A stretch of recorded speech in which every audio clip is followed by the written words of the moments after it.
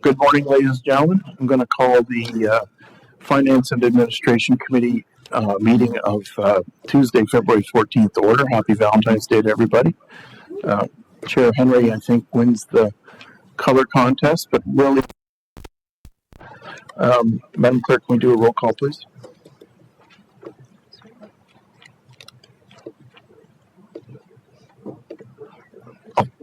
Do it electronically, please. Roll call.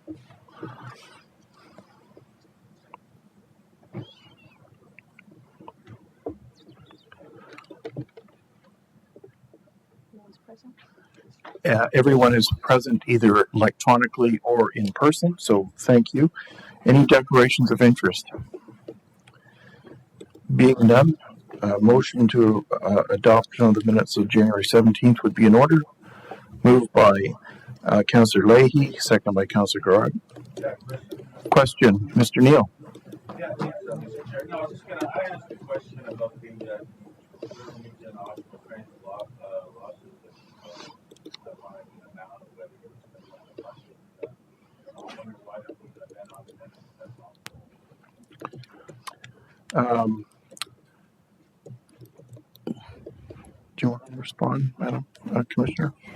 I was thinking.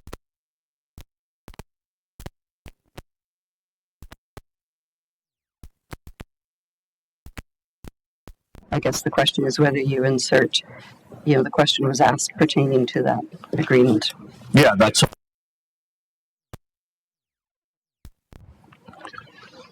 Well, we're happy to amend if that's the will of the committee. The event did happen, but the minutes are not a transcript. It's a summary of the actions and the going on. So if it's the will of the committee, we can amend it. If it's not, we'll move them forward. Okay, there's a motion duly moved and second to approve the minutes. All those in favor? Opposed? That item's carried. Thank you. There's no statutory public meetings. So we'll move right to the presentations. The first presentation is Commissioner of Finance, the Deputy General Manager of Transit Support and Operations and Director of Business Services, and it's in regards to the transit service and financial servicing, and it's in regards to item 8.2 of our report. Madam Commissioner.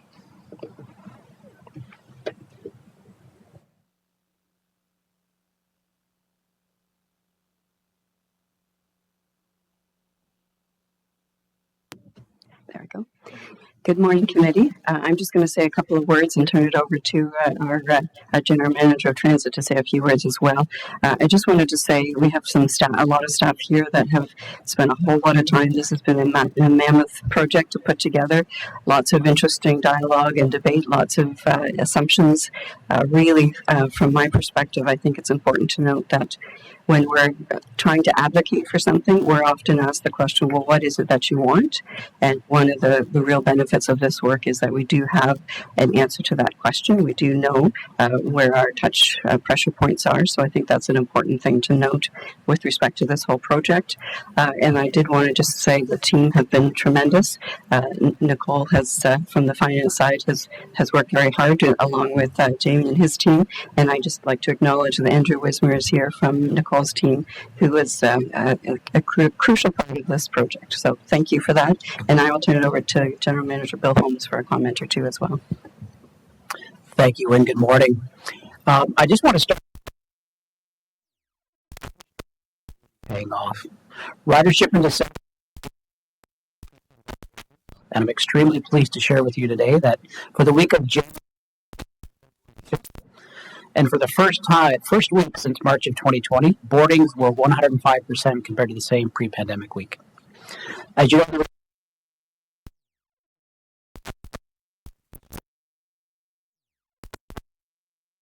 like we planned.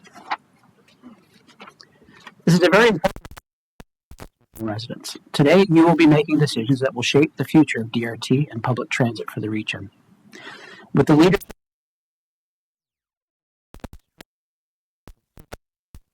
since it was formed in 2006, 16 years ago. We've integrated regional transit network that is planned, delivered, and maintained by the exceptional employees of DRT. We've implemented from the Transit Control Center. We have and continue to collaborate to advance integrated travel between municipalities. We're constructing the beginnings of a bus rapid transit corridor on Highway 2. We've developed a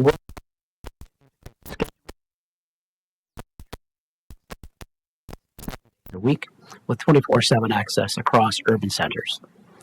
And we provide customers with real-time information and systems that rival any transit system in the Greater Golden Horseshoe. However, with all the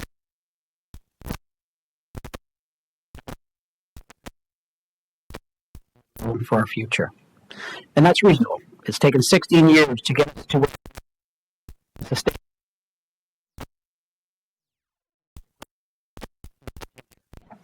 In January,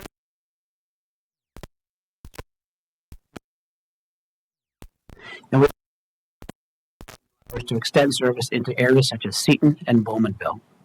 This has been the way to address reliability and growth pressures, pull revenue service hours from one location and reallocate to another. Innovative systems make transit easier. The transition to zero-emission buses needs to happen for the health of our environment and future generations. But the primary determinant of transit success remains access, frequency, and reliability of service. In January pre-pandemic. And today, all residents can access public transit regardless of where they live, work, go to school, or are otherwise traveling in the region. To ensure residents, workers, students, and visitors can conveniently travel to where they're going using public transit, and to ensure the region can continue to support unprecedented residential growth and attract new businesses and industries to call Durham home, significant investments in transit are needed. Public transportation is more. It's a vehicle for opportunity, equity, and a better quality of life. I'll share a brief story. They invested in a 10-year transit strategy between 2009 and 2019. Over that 10-year period, Brampton experienced a population growth of 27%. Council increased revenue, and the outcome was a 160% increase in ridership. The population of the Durham region will grow by 25% over the next 10 years. Immigration is more important than ever. Our population continues to age in place, and we're competing for local business and industrial developments so our residents can live their best lives right here in Durham. We need to build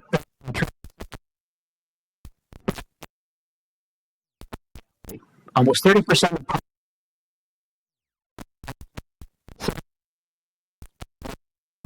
more transit service. We're hearing that consistent message from residents across the region. Better access, more frequency, improved reliability. The recommendation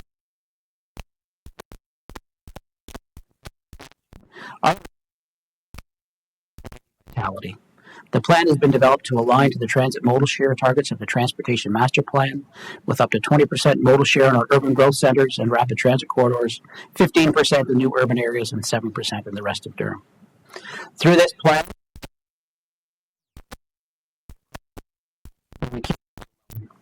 as a community, we need to also address the pedestrian network, which can be unfriendly or missing. We need our partners to ensure their stations, loops, and facilities are adequate for our buses and service levels while minimizing the revenue service time required to navigate access.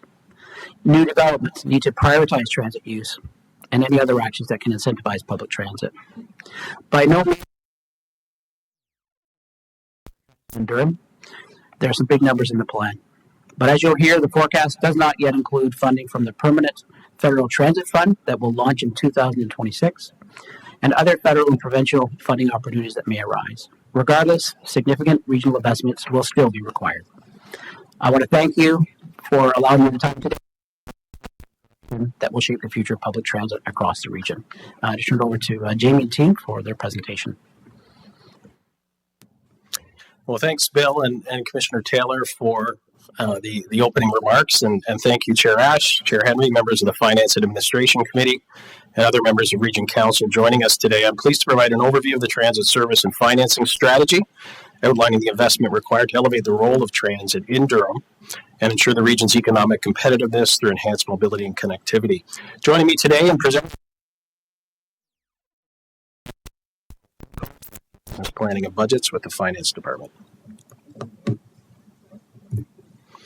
Now, compared to other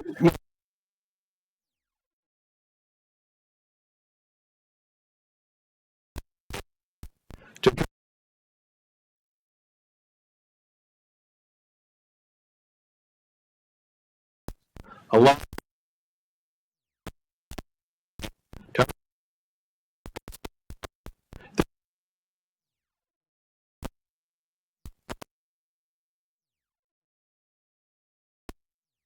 from an economic, social, and environmental perspective in Durham over the next 10 years. And this will require establishing a foundation for success through transit-supportive land use, increasing transit service levels to provide greater frequency and achieve transit mode share targets established in the region's transportation master plan, investing in new transit innovations, infrastructure, and passenger amenities that support service growth, improve mobility, and enhance the customer experience, modernizing DRT's fare structure and system to give customers more choice while providing value to key markets, and advancing DRT's emission zero fleet electrification plan to transition to zero emission technologies by 2037. Now, the report before you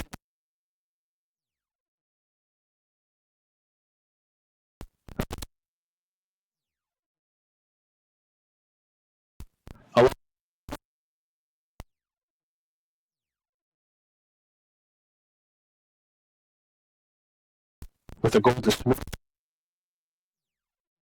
and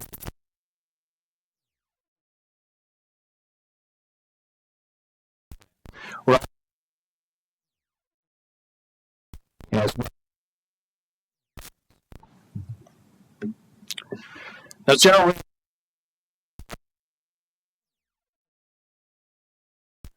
now moving forward,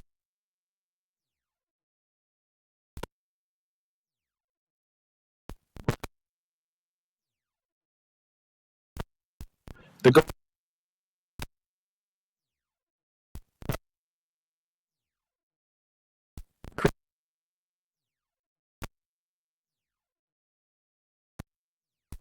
investing in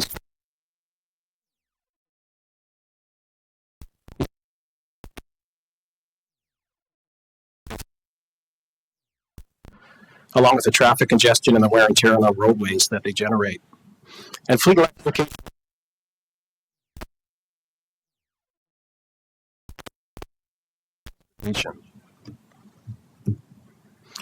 but with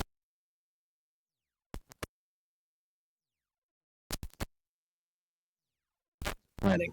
At 2,500 square kilometers, DRT has the largest service area of any GTHA transit agency. Every Durham resident now has access to public transit, all at the same fare, regardless of where they live in the region.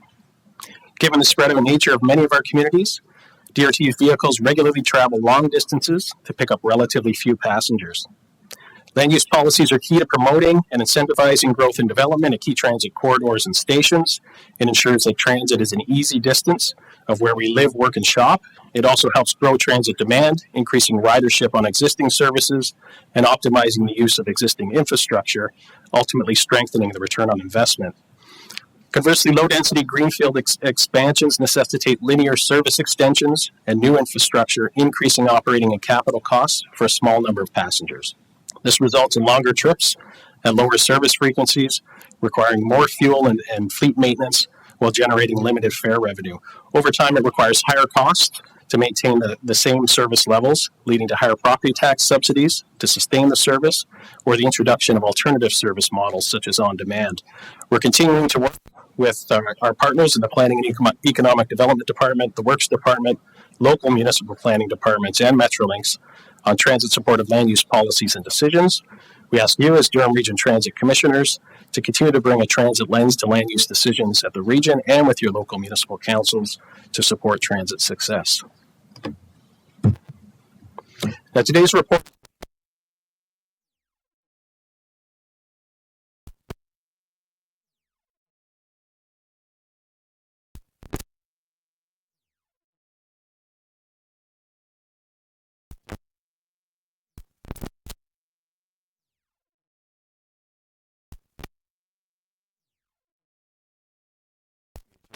options.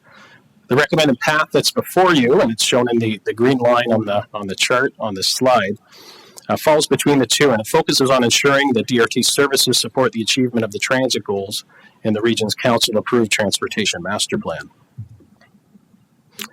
Now, DRT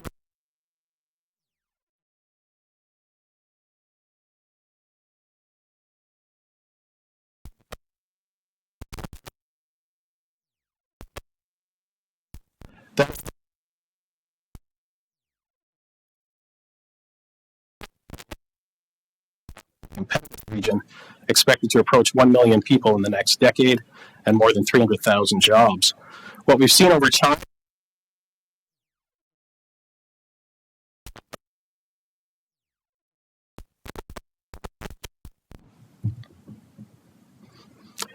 at the same time,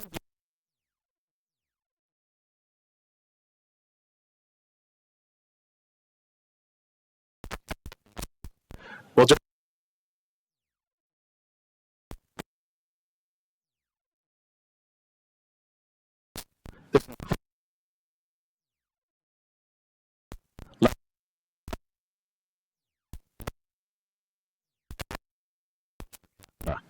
now, in response, I'm going to ask Mr. Norris to come forward and he'll provide an overview of the service enhancements that are proposed in the strategy over the next 10 years.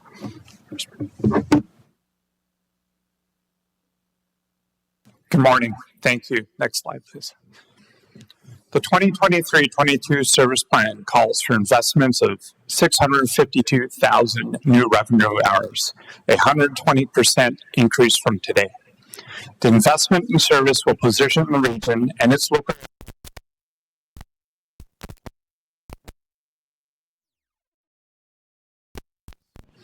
The investment in public transit will support 45% will deploy for transit service to new greenfield locations in Pickering, Whitby, Oshawa, and Clarington. 28% of the investment will go to service increases and of frequency and availability across the network on current routes, with an objective of providing a minimum 15-minute frequency in the urban area during peak periods and minimum 60 minutes in the rural area. And finally, 27% is of it going to improve capacity on on-demand in rural areas and increase equitable access to residents with mobility constraints. Next slide, please.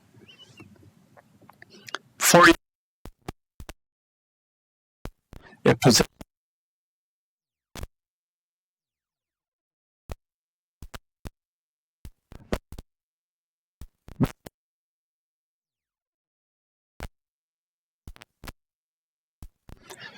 a 10-minute network, so a grid of frequent grid routes operating every 10 minutes or less all day, every day. Those same routes will extend as the overnight network operating every 30 minutes or better. High-capacity electric articulated buses deployed on Highway 2.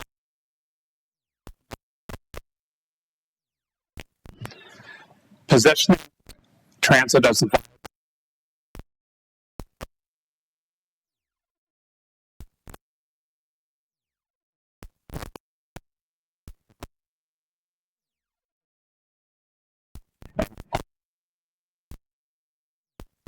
and finally,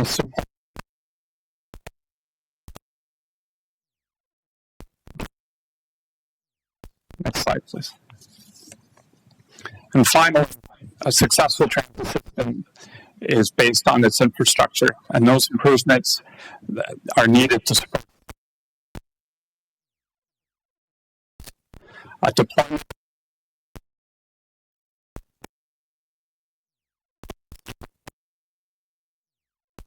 this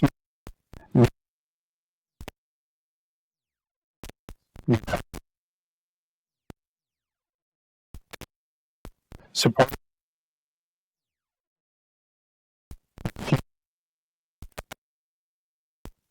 improve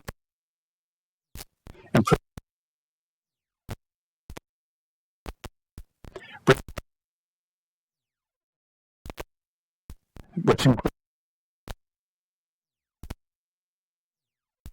and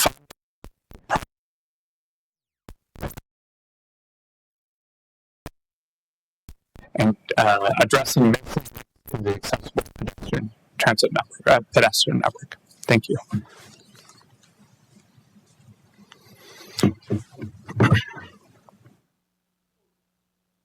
In addition to the service and infrastructure enhancements that were touched on there, DRT's Emission Zero Fleet Electrification Plan was endorsed by Region Council at its meeting in June of 2022. The plan outlined DRT's approach to transitioning all vehicles to zero greenhouse gas emissions by 2037, and the plan is aligned with the region's climate change action plan and strategic plan. Under the plan, DRT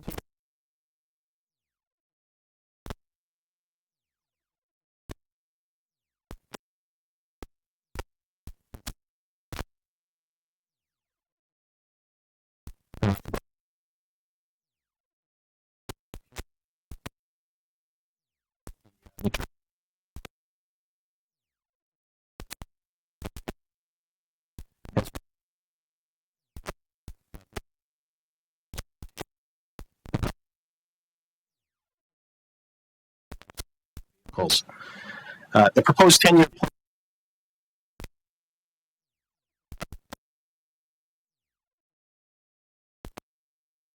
electrification plan. The updated projected costs for the region's electrification plan are included in the financial model. And to help offset these costs, we will be accessing available funding and financing opportunities available through the federal government to support the transition to zero-emission technologies, including the Canada Infrastructure Bank and Infrastructure Canada's Zero-Emission Transit Fund. In terms of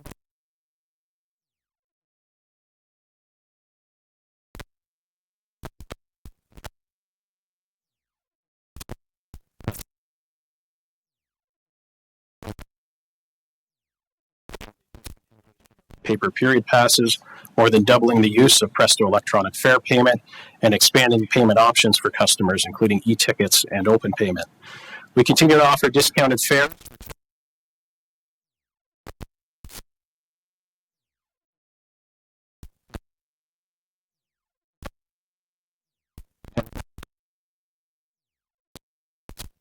and with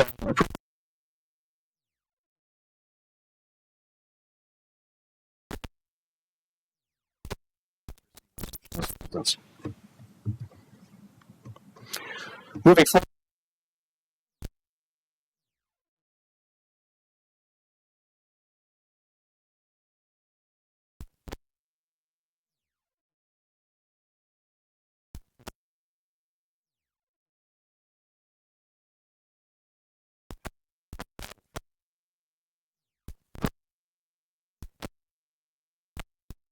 For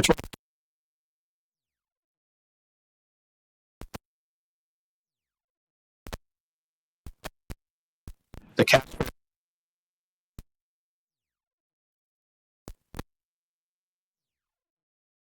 DRT fare strategy, base fare adjustment,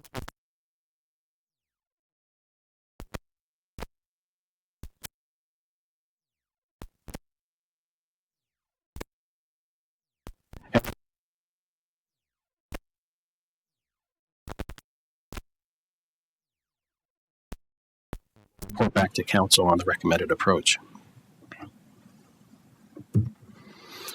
Now, each year,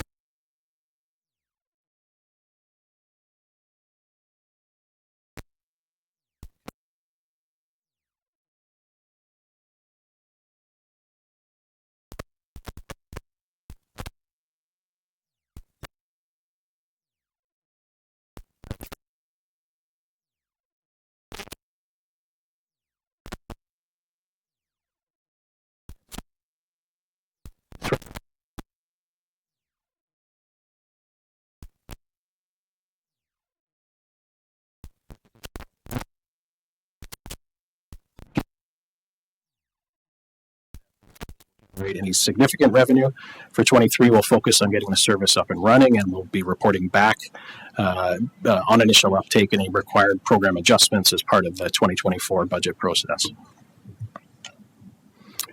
And more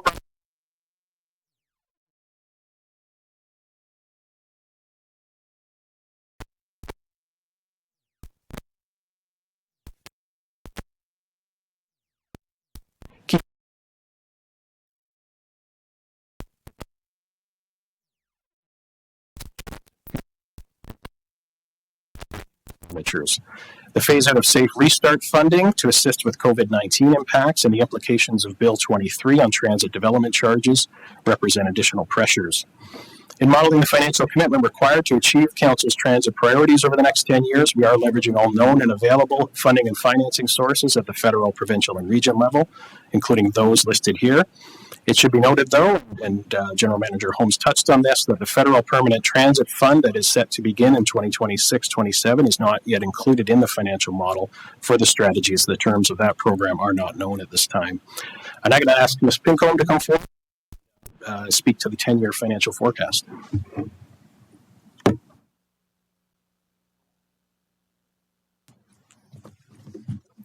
Thanks, Jamie.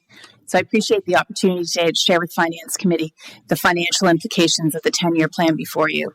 So to summarize, the financial model provides for increasing transit service that's aligned with the Transportation Master Plan modal splits, which provides for an increase of 652,000 hours of service from 512,000 hours roughly in 2022 up to 1.165 million.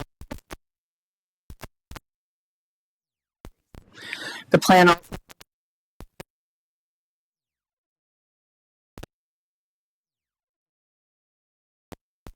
so the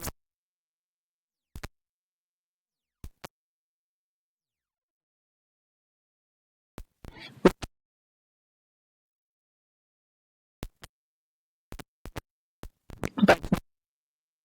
the plan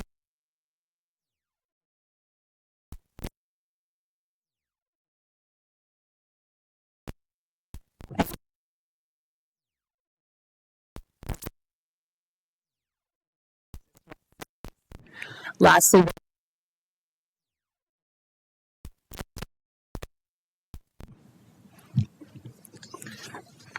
so that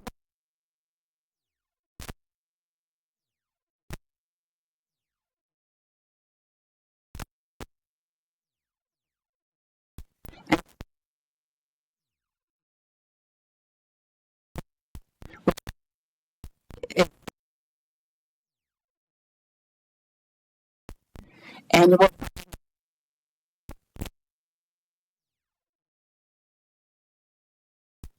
and attachment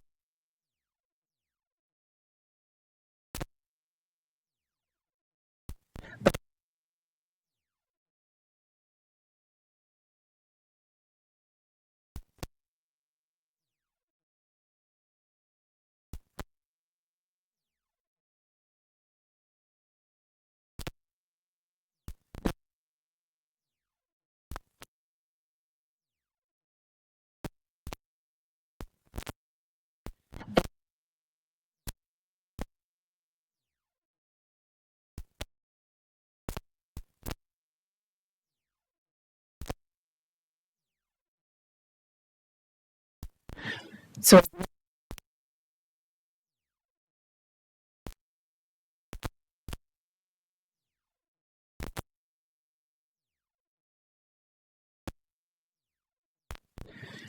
the financing strategy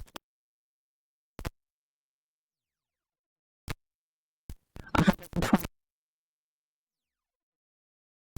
101 and 184.2 million in debenture financing, as well as stable and increasing fare revenue anticipated from the growing ridership, as well as fare updates. So the model is based on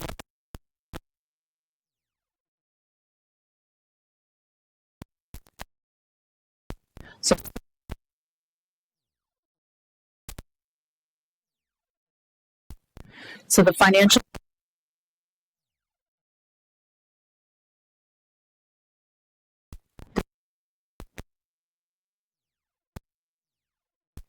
and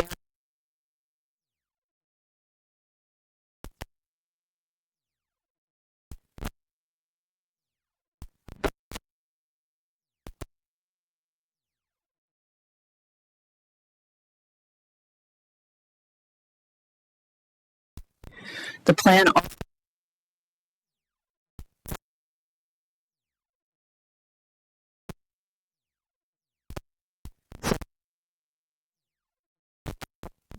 The final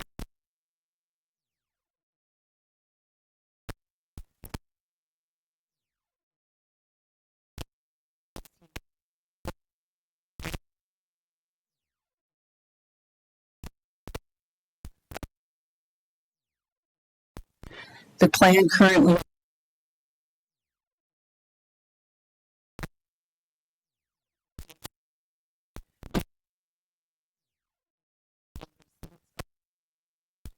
a future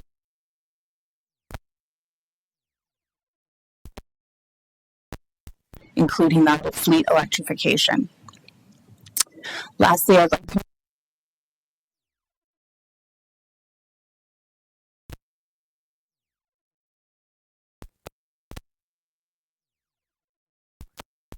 and any future costs associated these projects will need to be considered as part of both transit and works transportation future business plans. I'll just turn it back to Jamie to conclude.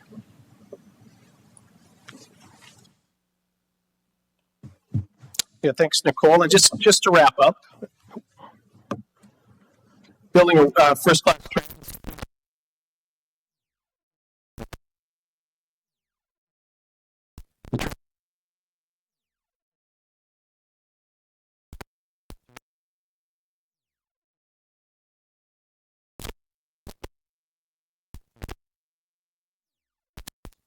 The strategy.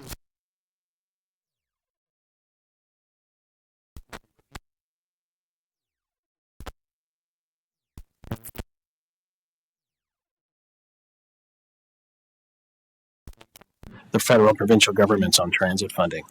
And with that, we'll conclude. I'll say thank you for your time today, and we're certainly pleased to take any questions. Thank you,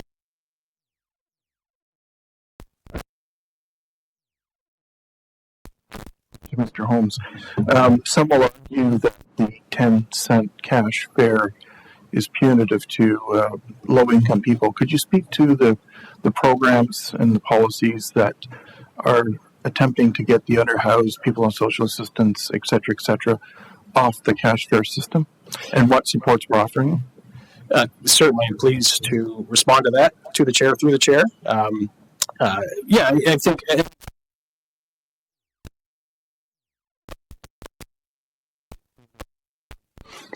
And considering what else is happening in our industry and in the marketplace, and the important role that fares do play in ensuring that we can continue to sustain and grow our service. The programs we have available, I need to touch on in the presentation some of the fare discounts that are currently offered. So children 12 and under do ride free on DRT. Youth seniors also have discount fares that are available to them through our UPass. Again, that's the best value product we offer. Post-secondary students have access to unlimited transit within the region.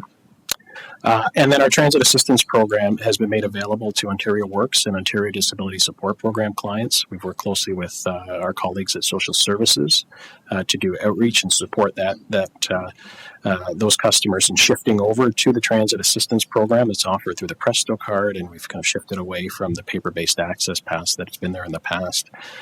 And that provides, I say, a deeply discounted rate available to those experiencing lower income or receiving social assistance benefits. We know that there are opportunities to expand eligibility to that program, and we've committed through this report, working with the Finance Department, to review opportunities to expand eligibility beyond social assistance to other income-tested government programs. And that'll be part of a report that comes back this year, looking at which programs we can expand eligibility to. Thank you. Councillor Leahy.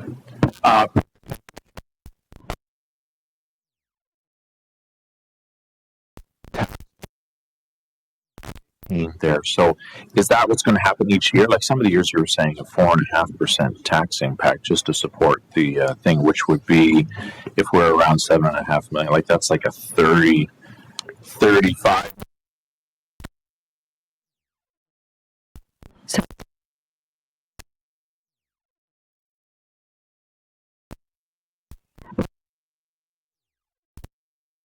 So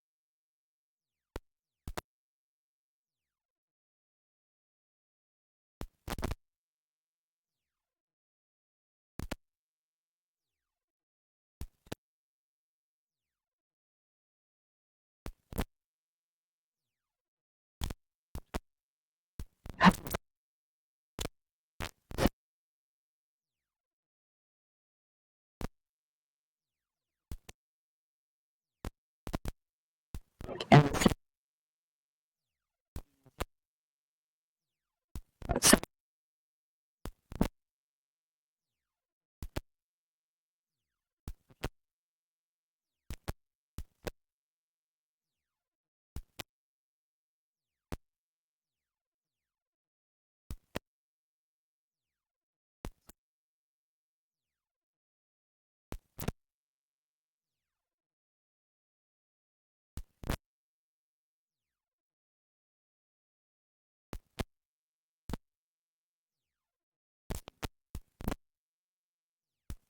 be smart.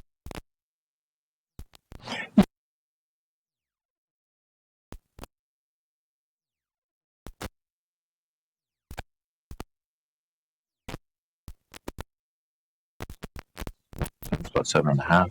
So through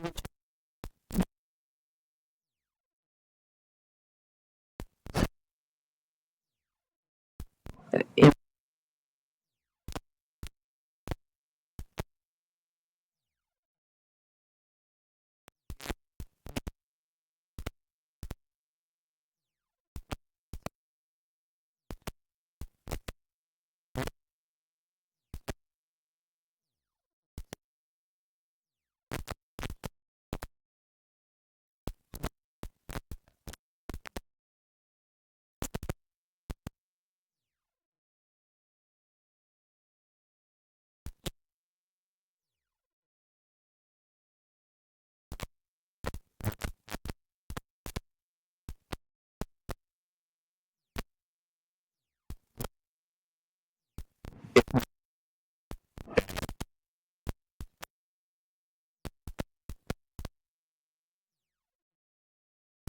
So, I'll clarify. through the chair. Okay, so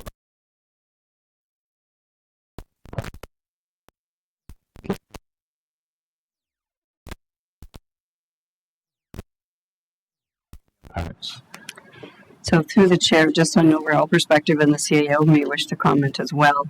When we talked about the guideline, we did put forward that we have some very significant service delivery changes coming forward, and those can't be done without the related tax impacts. And I guess the challenge for committee and then council will be is struggling with the prioritization and the number of those that are coming forward. Our attempt through the guideline was to essentially give you a heads up that all these things are coming and they are of a critical nature and will definitely be challenged every single year to try to accomplish as much as we can. okay, no, and that's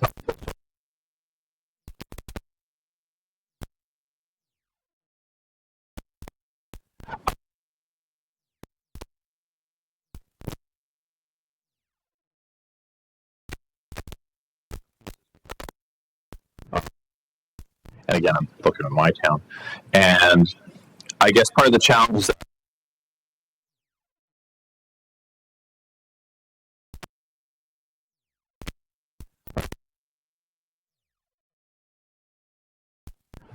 routes, specifically in Whitby, where again, I keep going to the same piece where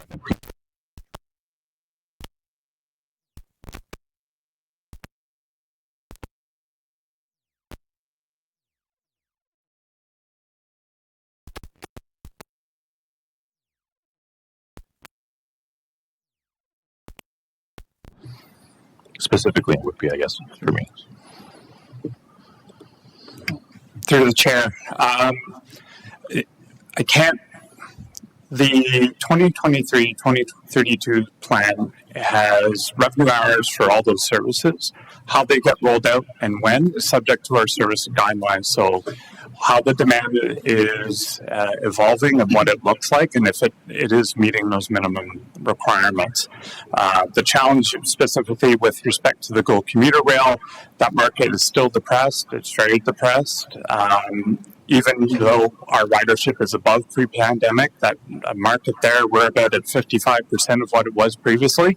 That's a general one from across the board for across the line from Pickering all the way up to Oshawa, and different areas reflect that. Specific to when they get reactivated, I can't comment on. The plan calls on for those reactivations and are budgeted through there.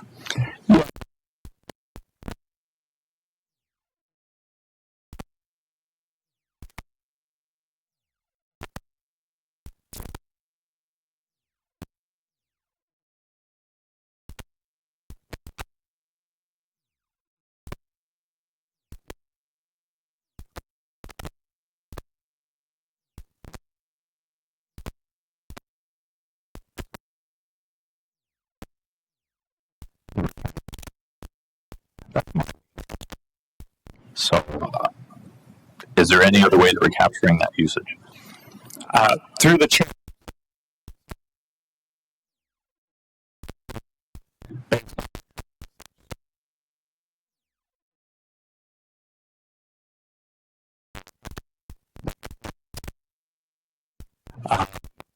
I think in the past we've done some consultations with different neighborhoods where to gauge what that demand is, where the on-demand may not have been meeting the needs that the residents want.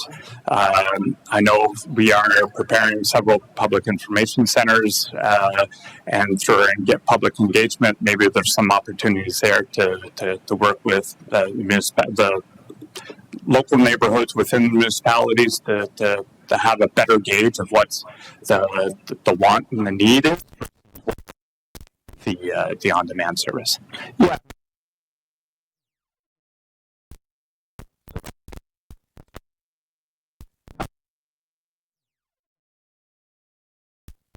Chair Asher.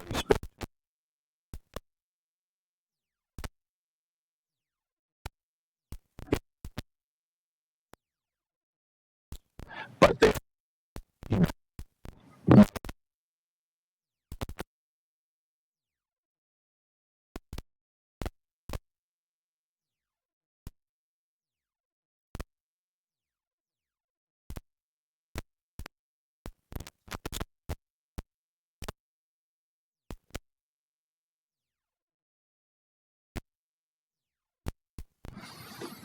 Well, through the chair, as I did mention, as part of the report that's before you today, we are recommending, or we will be reviewing, what opportunities there are to expand our current discounted fare programs beyond those receiving social assistance to include others who may be living with low income. Fares are an important part of the funding the service and the service growth that we deliver. As I mentioned, we have a number of programs that are available. So for a single parent with 2 young children, again, the children ride for free. It is only the one adult who would be paying. Our fares are checked to ensure that we are in a line with others within the Greater Toronto and Hamilton area to ensure we're not,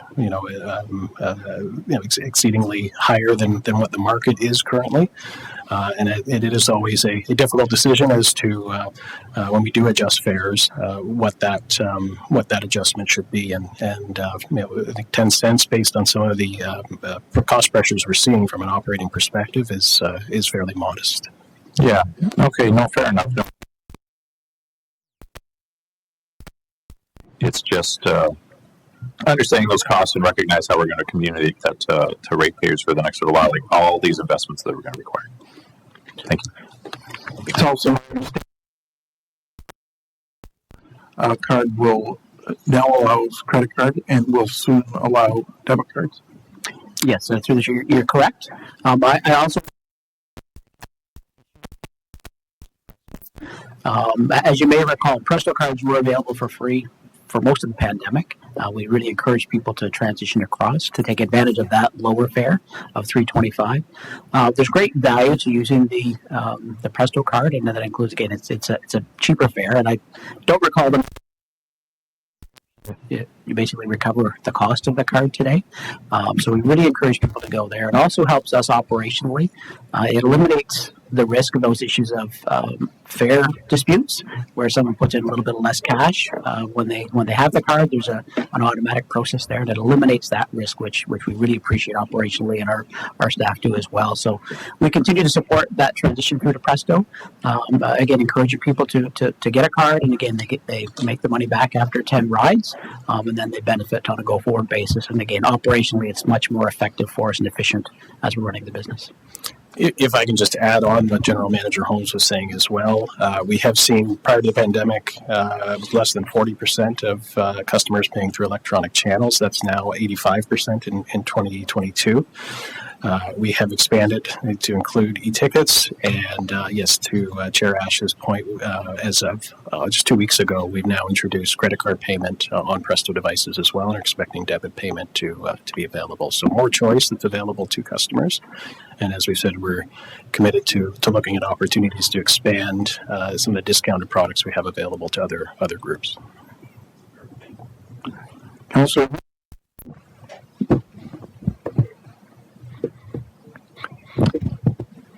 Yeah, and through the chair, and thank you very much for the presentation. And just to follow fare modernization, and getting back to Council Leahy, and I agree with them on the cash fare single rides, adult, youth, and senior. Now, for full disclosure, I fall into the category of senior.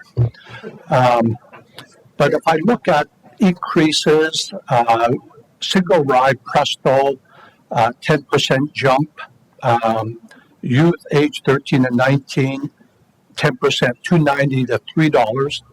Now, if you were going the single ride Presto card, $2.15, 5-cent jump to $2.20. Now, why is it across the board a 25-cent jump then? Adult, youth, and senior. That's on the cash fare. That's correct. Yes. So again, we have been incentivizing electronic payment for the reasons that General Manager Holmes mentioned around the operational efficiencies that it offers us, and as well as the benefits that it offers the customer in terms of being able to you can protect the value that's on that card if it was to be lost or stolen. It allows us to avoid costs as well that are associated with cash collection and sorting and counting. The fare strategy that was adopted by the Transit Executive Committee back in December of 2019 authorized the establishment of a premium on cash payment. It is a little different in terms of the loyalty aspect of the customer, as opposed to purchasing of monthly passes or loading funds onto a Presto card.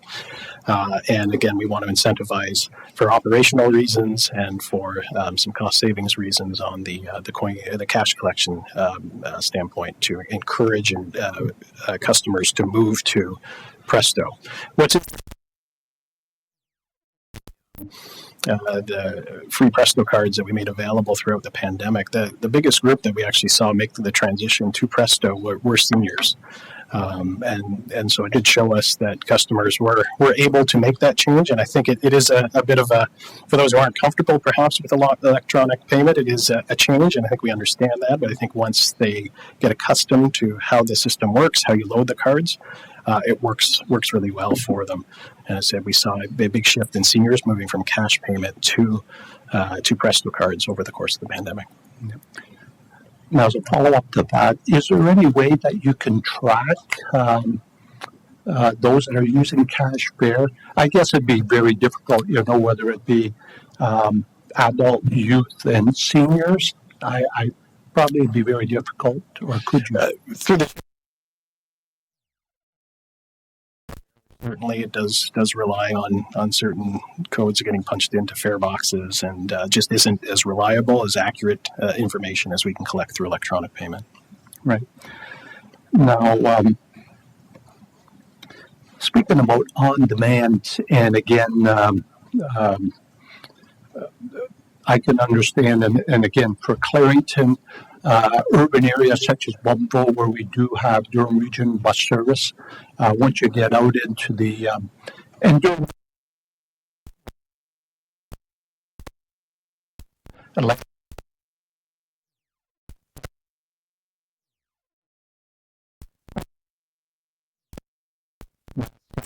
the size of Toronto, or you drop Pickering, Ajax, Whitby, and Oshawa into Clarington. With the on-demand, and especially along the rural areas, some of the concerns have been, and I just wanted to get an idea if that area has been resolved, where you have, and we do have a senior population. Obviously, you have the community of Wilmot Creek, where they use the on-demand service. Then it's the return, and sometimes we've had that, especially in the winter, where the service has been unreliable. I think you've had an issue of, if I can say, staffing, resourcing. Has that been, let's say, corrected and addressed? I'll let Mr.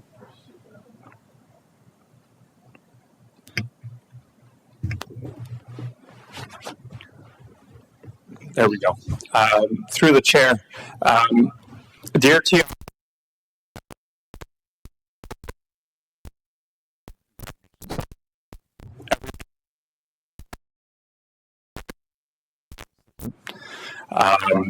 We have increased our available capacity in the rural areas, and generally our wait times have gotten better. I can't comment on specifics with individuals. When there is a high demand for travel, it will get a little tighter because of the increased pressure on the system.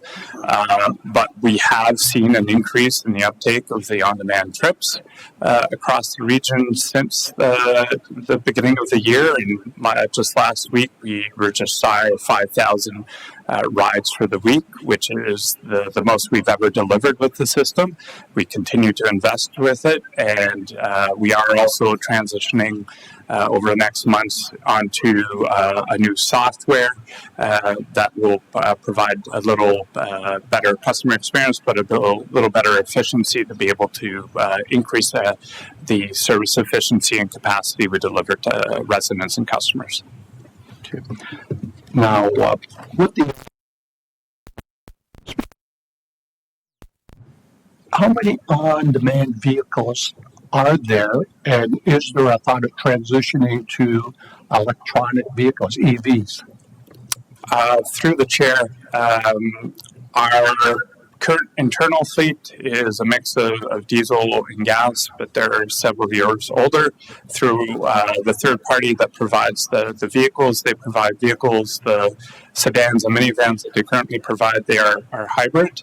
And I would suggest that when that contract comes to term, this is something through the fleet of electrification for the region that would be something that we would consider and look at as we go out to tender for that service at that time.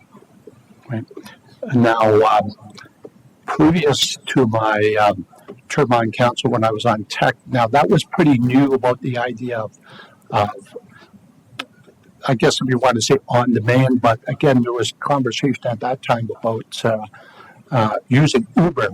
Is that off the table now? Through the chair, the DRT, just prior to the pandemic, initiated a rural review strategy that it presented to TEC, and that was approved to TEC back in the summer of 2021. And what we heard was very clear from customer and residents was that they wanted to travel in branded vehicles, uniformed operators, and really that is the consistency in the customer service that we are seeing for customers, be it big bus, smaller vehicle deployment, fares, customer service, and vehicle, so that unique DRT branding, so that they knew that they were getting on a DRT operated and that minimum DRT standards. And finally, I would suggest that our on-demand service rivals that of Uber, and that you can call an on-demand directly from your phone if you load our app there. So it's very convenient, and you won't get surge charging because our fares are published and consistent. Now, again, getting back to the scheduling of service, it's advisable to call, the day before? Through the chair, you can call up to, so if you're a specialized customer, there are different rules around that. However, for our base on-demand service that's open to everyone, you can call us or you can use the app. And if you call us, a booking agent will help you with booking your trip or return trip. If you know your plans in advance, yes, absolutely call us in advance.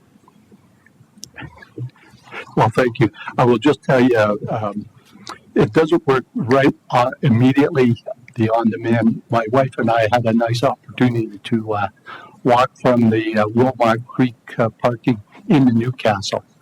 Fair enough. Thank you, Thank you. Councillor.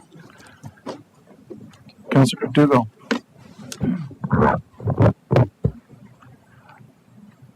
Thank you. I think I'm on. Sorry. Still getting used to this system. So am I. Thank you.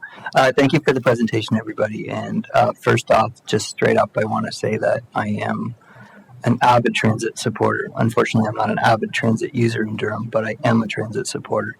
I do want to ask a question in terms of the clarification in that our on-demand service is phenomenal, but we did mention that it's every bit as good as Uber and would challenge Uber. My question is my understanding is on-demand has up to an hour wait after pressing a call. Now, my understanding is I don't believe, now most of our areas are not serviced by Uber, but in an area that might be serviced by Uber or even a taxi cab, I don't think an hour wait is a standard wait time. Is that correct?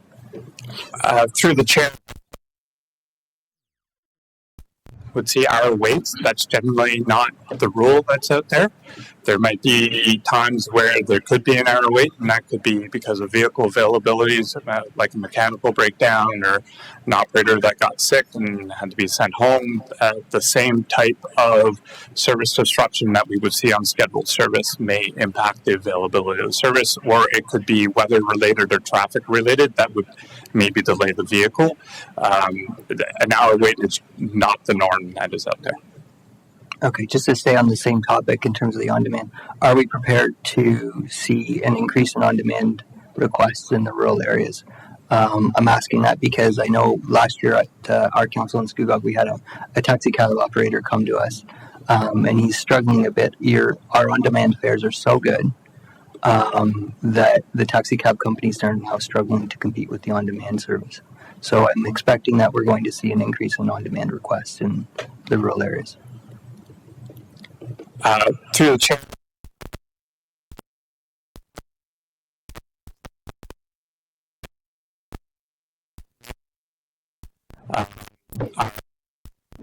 I would suggest that the service, the on-demand service, is a little different, as in we bring you towards a center and connect to a scheduled service depending on how long your trip is.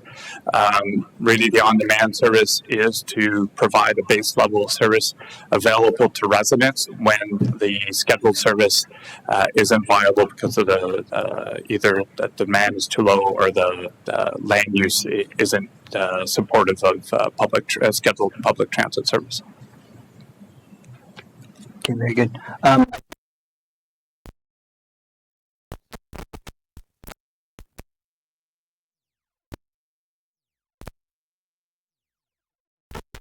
is there a per kilometer fee that will be charged with this service? Through the chair.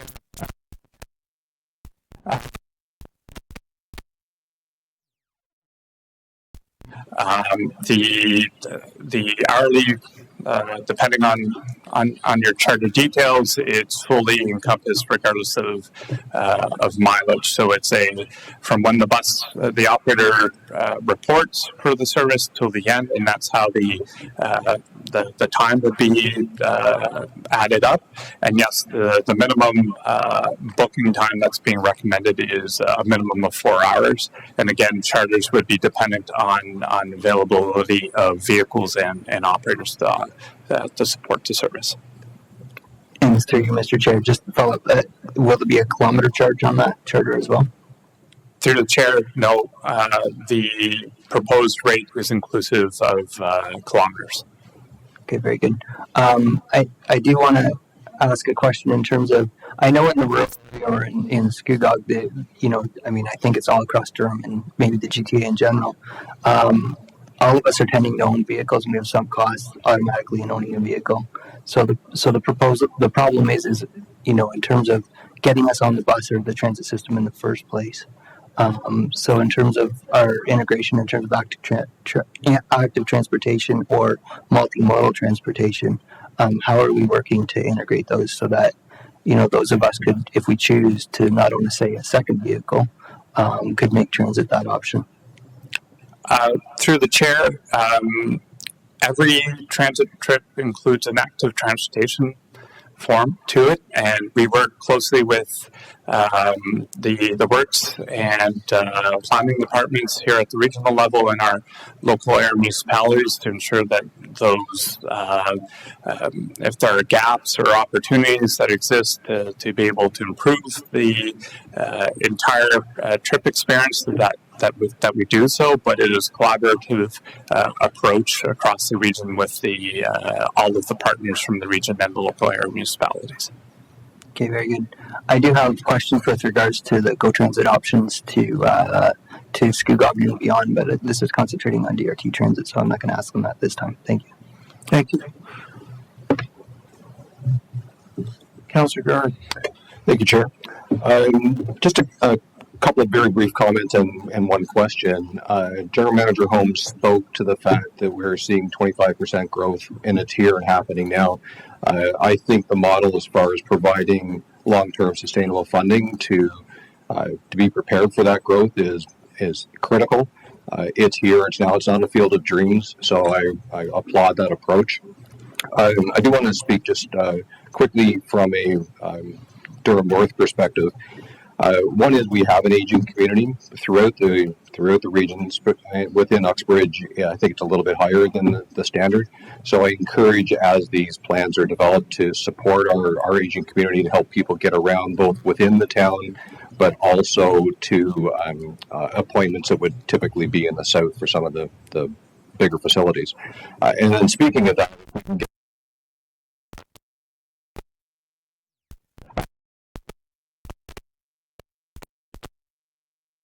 so to get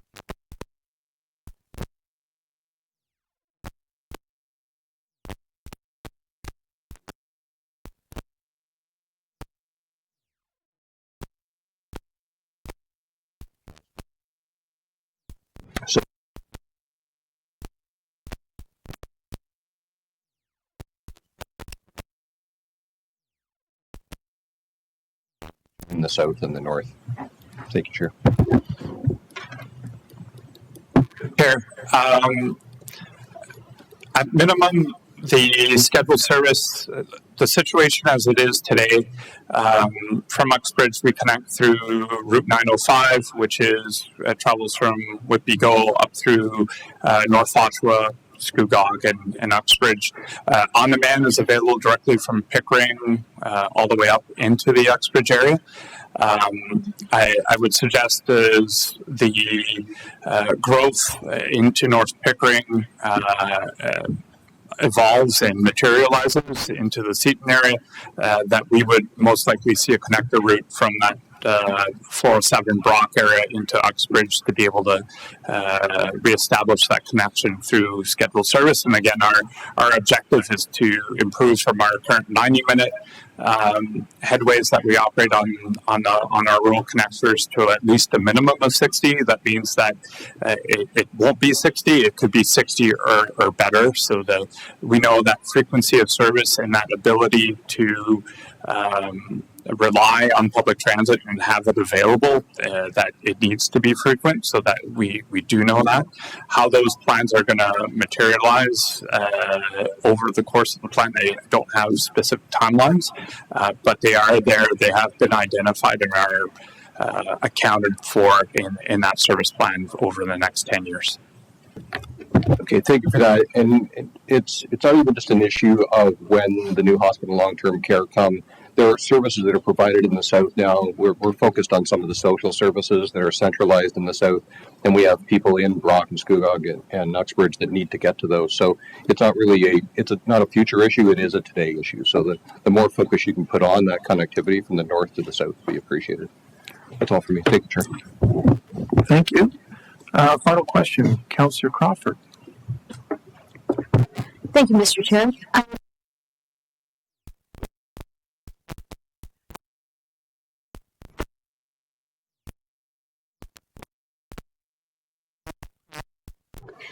So there's two.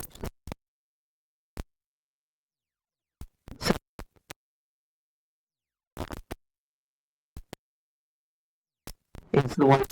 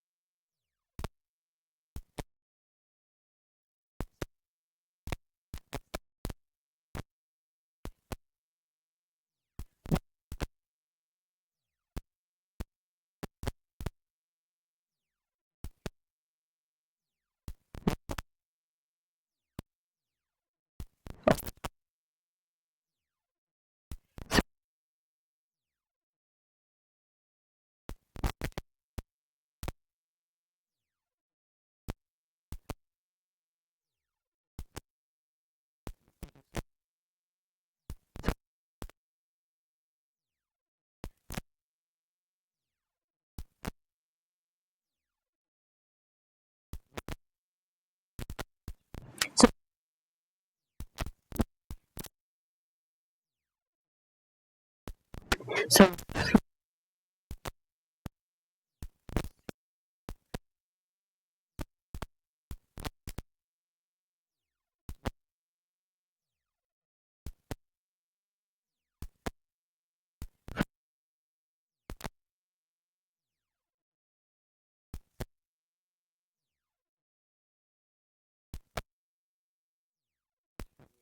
okay.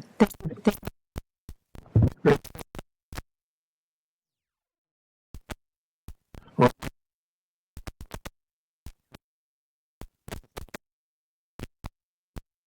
it's really going to transform our transit system, and I think what I'm taking away is the 2% in our mind for a long period of time, and the 325 electric buses that we're going to be investing in. So thank you for the presentation today.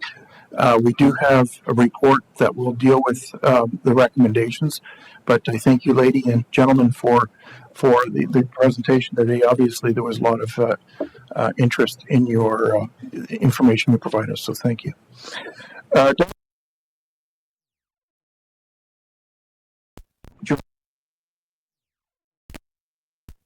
Helpers, I guess.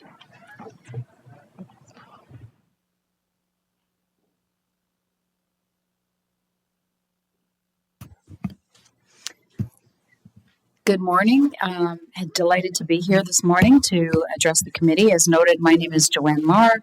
I'm President and CEO of Oak Valley Health, and that includes the Uxbridge Hospital and the Markham Stouffville Hospital. So much appreciate your time this morning.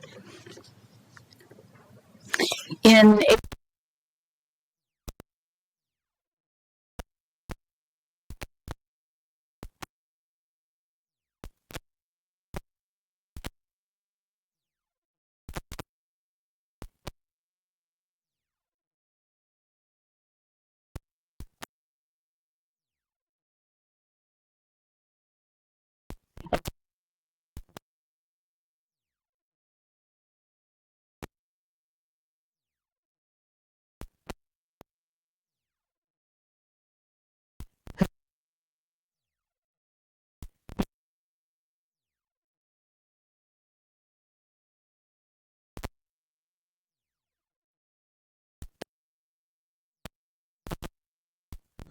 Last year, we celebrated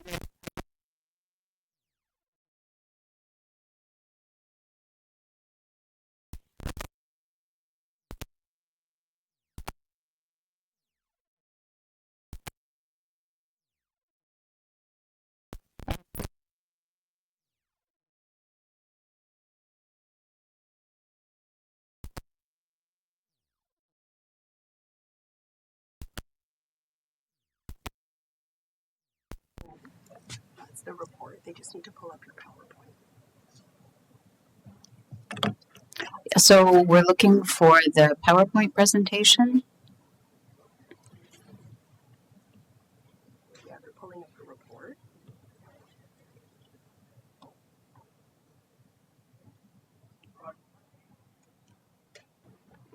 Roger, do you have that PowerPoint? Okay. There too. Okay, we'll be flexible and nimble. Yeah. Then Well, just a minute. It's here. We'll send it up to him. It'll be 30 seconds. okay. It's on your way.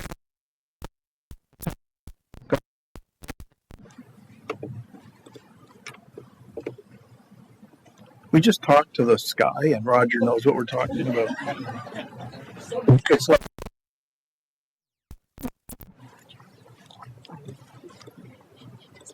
I know.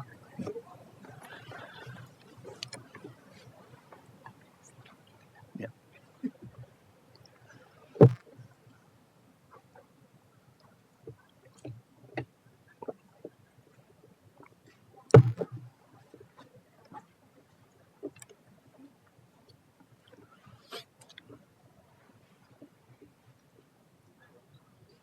Here we go.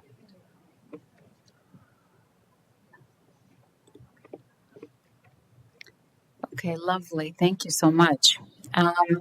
We have, and this is top of mind, I think, for many of us, we have highly efficient emergency departments with the ambulance offload time for the Markham site consistently averaging less than 30 minutes. I think in the last 24 hours it was under 20 minutes. And ranging from about 40 to 50 minutes in Uxbridge. We see at the Uxbridge site on average about 14,000 visits to the ED each year, with over 100,000 between the two organizations. Here's a snapshot of our emergency department visits for the last fiscal year, and this is tracked by the municipality that our patients are coming from. So you can see definitely that we're serving Durham region, and the remaining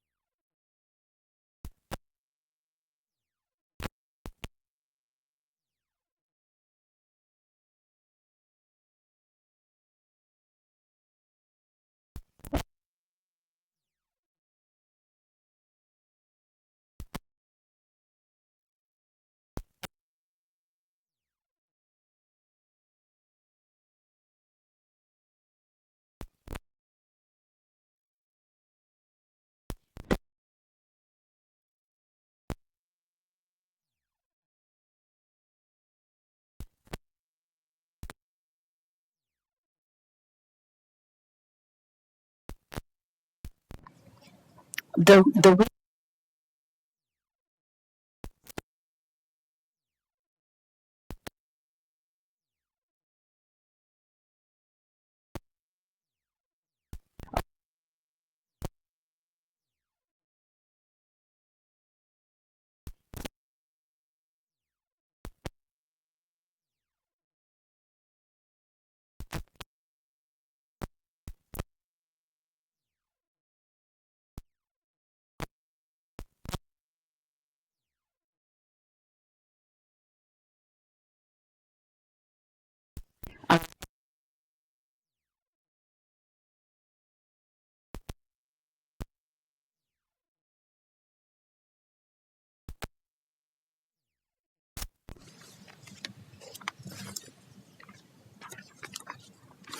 Government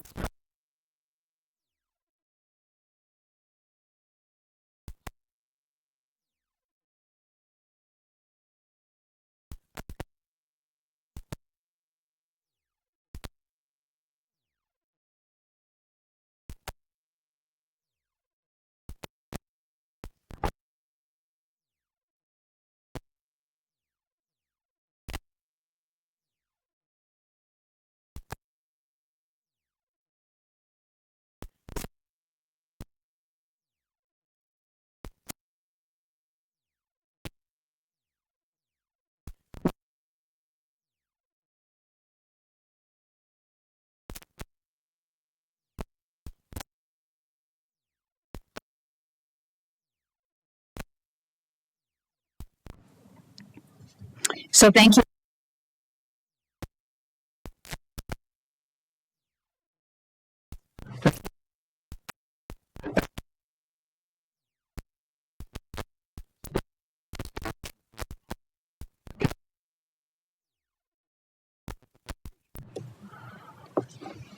Chair, Chair Henry. I'll give you that motion.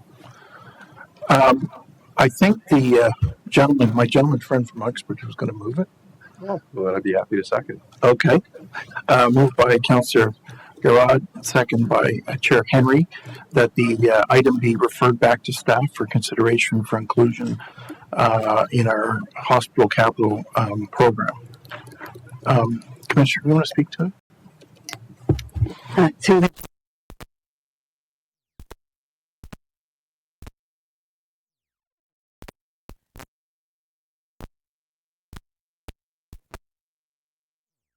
from the hospital, so we'll bring a report back. Councillor? Thank you, Chair. I'll just speak to this one. This is truly a passion project. So, Joanne, thank you for your presentation. I was involved in this initiative 5 years before I was elected in the first term. It's a passion around long-term care is where I got involved in it. Our long-term care facility as an end of life went through a very difficult time during COVID. That's when I started to, it was even before that rather, that we started to see what the issues were going to be from a facility perspective. And then sure enough, some of the issues occurred during COVID. It was through this committee that I was a part of and eventually led that we started to look at the model of the efficiencies of going together with the hospital rebuild and then combining the long-term care. And Joanne, you did touch on that there will be some of those efficiencies, that I've got a question to ask about it. Certainly there is no bigger project in Uxbridge right now.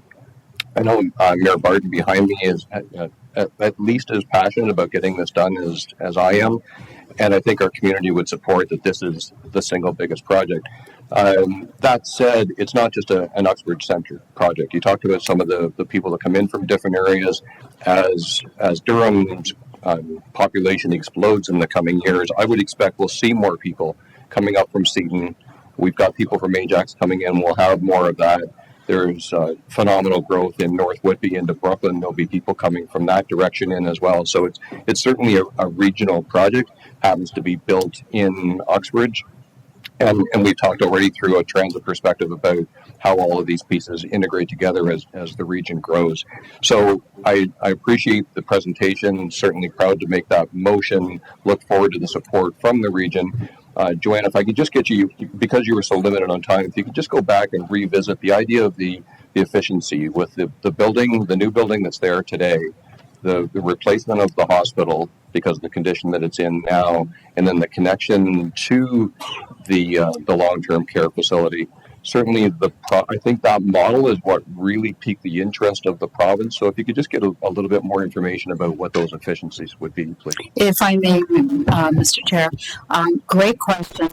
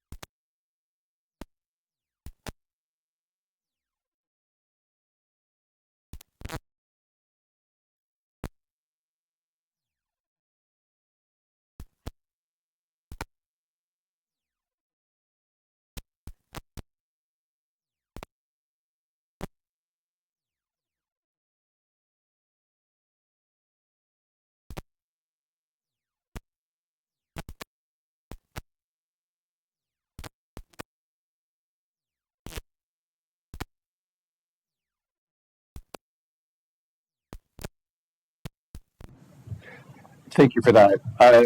We've talked a lot about the growth of the demands that will come with a growing population. This is actually a today issue.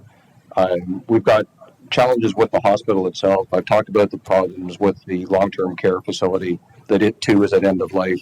In fact, its license is close to expiring, and we're at risk of losing the beds that we do have in a time where we're desperately short on beds, that we need more. For committee sake, if you could expand a little bit on the number of beds of what we have today and what we're going to, and if you could also just layer into my last question, just to elaborate a little bit further on the number of beds that will be in the hospital, but the ALC beds that are coming as part of the model as well. Okay, so if I may, Mr. Chair.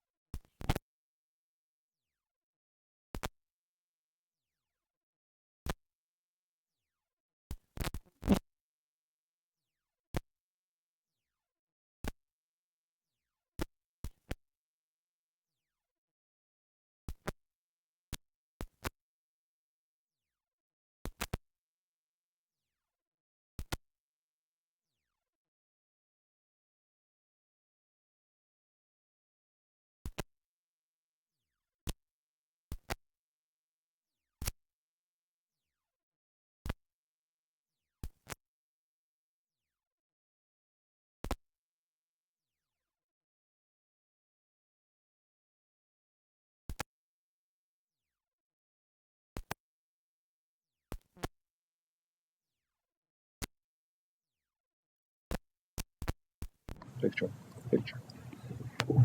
Thank you. Any other questions? My spouse works for Ontario Health, so I always hear her talking about the backlog in hospitals, and the backlog is for patients that shouldn't be in the hospital, but should be in long-term care. So this is a very unique and it sounds like a transformative type of arrangement. So congratulations to you. There's a motion duly moved and seconded. I'm going to call the question in regards to referring this back to capital, to staff to review it for the capital program. All those in favor? Opposed? That item is carried unanimously. Thank you very much for coming today. Thank you for your time. Thank you. Our next delegates are the DRT chair from Unifor, Ian Sonnet. Ian, come on down.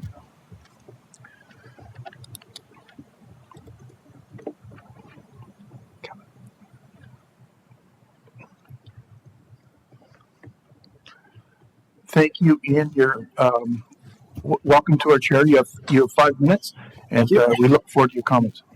Good morning. My name is Ian Sinnott, and I'm the Unifor chairperson for Durham Regional Transit, and I'm here today to request more funding for our public transit system.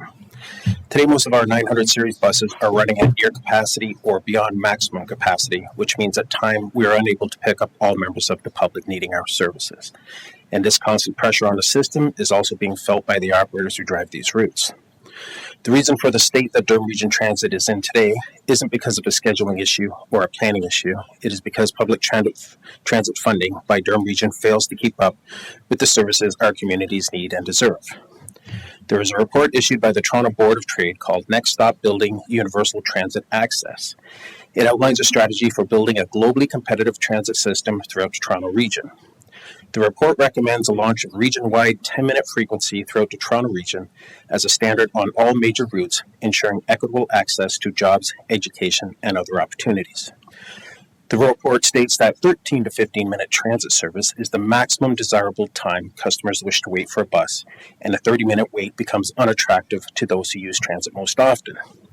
Durham Region Transit's major service frequency, the 900 series routes, to date only achieve between 15 to 30 minute service, with the majority of its major service frequency being between 20 and 30 minutes. To meet the objectives set out in the Transportation Master Plan, an annual investment of 1.27 million revenue service hours for Durham Region Transit is required to keep up with the forecasted growth in Durham Region. However, at current funding levels, Durham Region Transit will only achieve 707,000 revenue service hours. The revenue hours per capita metric is reported annually to the Canadian Urban Transit Association, CUTA, which is commonly used to demonstrate the availability of transit service investment within a CUTA Group 2 agency. This includes Durham Region, Brampton, Hamilton, Mississauga, Ottawa, Waterloo Region, and York Region. Relative to municipal comparators, Durham Region consistently provides the lowest funded revenue hours per capita at 0.86 for its public transit system, with Mississauga and Brampton providing the highest revenue hours per capita for their public transit systems at 2.0, which equates to more than twice the investment of Durham Region. The population of Durham Region is forecasted to surpass 900,000 residents, with 66,000 new private dwellings to be built by 2031. This includes development in greenfield areas, which are new development areas such as North Oshawa, Bowmanville, Brooklyn, and Seaton. Strong university growth will also have a significant impact on the actual number of people living within and visiting Durham Region, because the projected population's growth numbers do not include students. Studies indicate that public transit services are more relied upon by women, Indigenous people, new people to Canada, seniors, persons with disabilities, and students. Global businesses look for stable countries like Canada to invest in and look at the municipalities that best suit their needs. The key to attracting top employers and skilled workers is having an infrastructure that can increase productivity, cut commute times, reduce greenhouse emissions, while increasing a person's quality of life. It is no coincidence that a quality public transit system creates equitable, vibrant cities while enabling them to meet climate goals. It is also no coincidence that the world's most dynamic cities feature some of the best transit systems available. Other CUTA 2 cities and regions have positioned themselves well for future growth and investment, and I'm asking that Durham Region Transit's Executive Committee support the Transportation Master Plan's required investment of 1.27 million revenue service hours for Durham Region Transit, so that we can achieve the 10-minute service on major routing, which will allow public transit to keep up the forecasted growth and better position Durham Region to be part of the global investment and cultural growth that is coming to Canada. I thank you for your time. Thank you.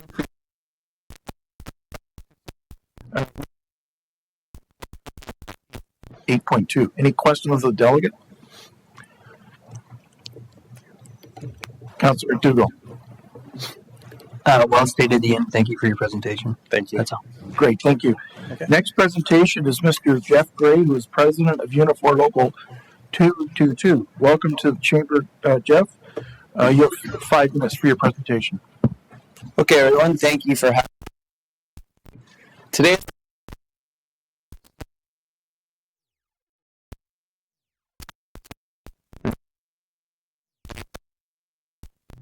let's call the and we'll end up with some optimism for our future. The good. Unifor to create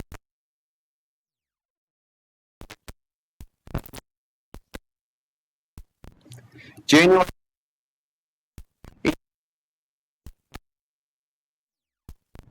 February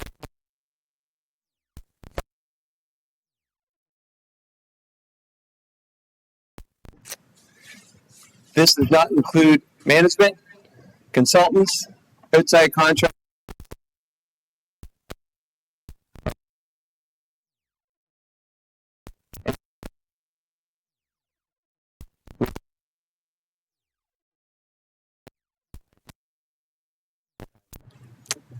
The bad in manufacturing began back in maybe the early 90s. Sometimes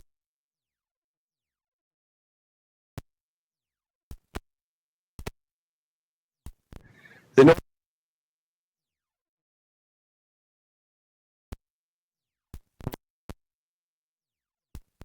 unfair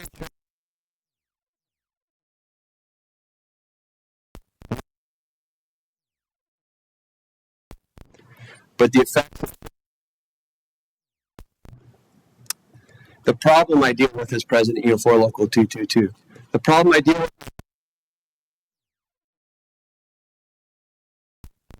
jobs, couple, and hundreds of my workers rely.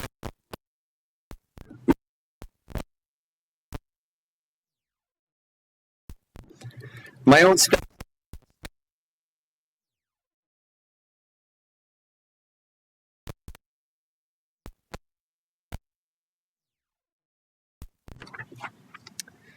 The cost of it,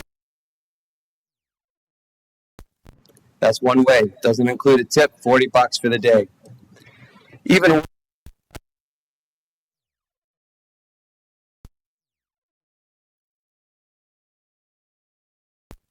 and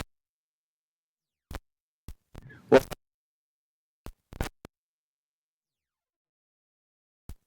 it's cheaper to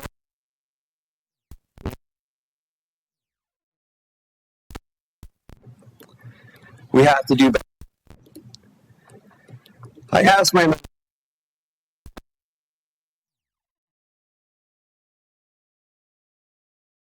the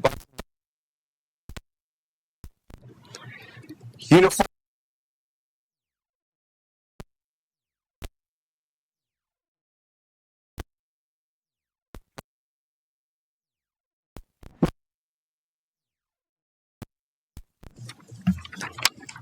Now and I'll kind of just shoot from the hip here. We have a couple of reasons for optimism in our region. I touched on unfair trade policies that happened in the early 90s and lasted for a couple of decades. Recently,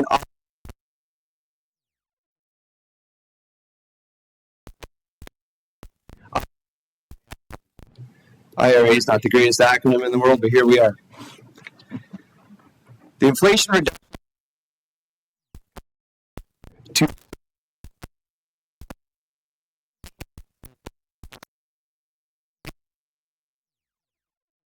to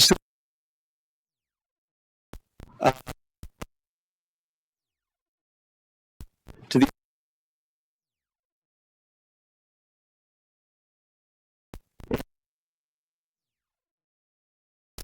so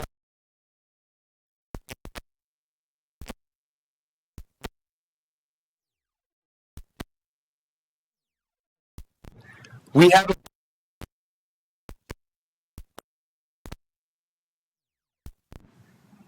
that's the old truck plant that closed down in 2007. It remains idle.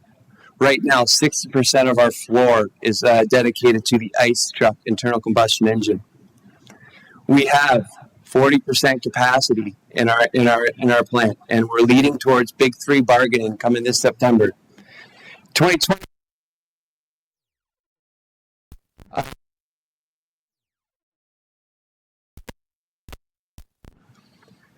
The actual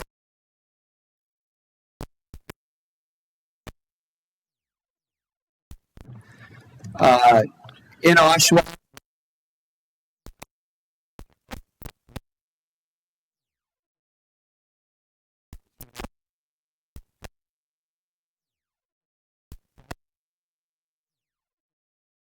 answer any questions. Great. Thank you, Jeff, for your comments and your advocacy. Any questions of the delegate? Being that, we'll be dealing with the report 8.2 very shortly. Thank you very much, Jeff. Thank you. Appreciate it. Our next and final delegate is Ajax resident in regards to water billing dispute. This gentleman, we've changed our procedural bylaw. So typically this type of delegation would not come to us, but this one was grandfathered because it was requested before. So Mr. Yazin from Ajax, are you on the line, sir?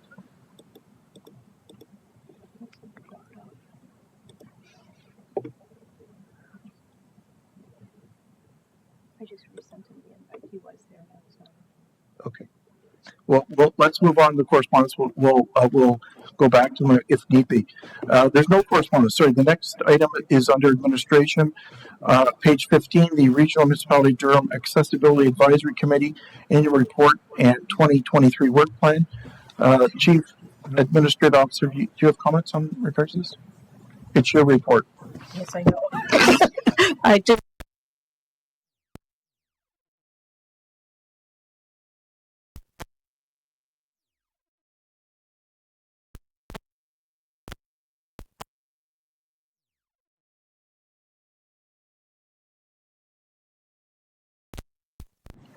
Okay, there's recommendation. Is there any questions of the report? Moved by Chair Henry. Move both reports. Sorry, it's moved by Chair Henry.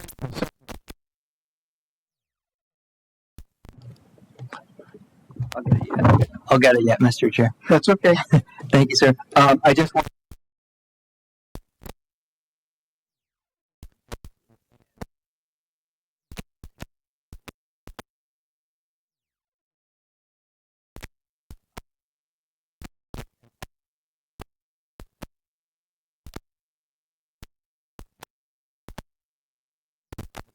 Committee. Thank you, Mr. Chair. Great. So there's two motions moved, which is the work plan as well as the appointment of the new members of the committee. It's moved by Chair Henry, second by Councilor McDougall. Any further debate? Being none, I'm going to call a question. All those in favor? Opposed? That item is carried. Is the gentleman back or not? Okay, we'll keep up moving on then. Moving on to finance, there's 8.1. There is no 8.1, so we're going to move on to. Is there 0.81? Oh yes, sorry. Oh, okay. The investment portfolio update. Commissioner of Finance, do you want to speak to this? Through the chair.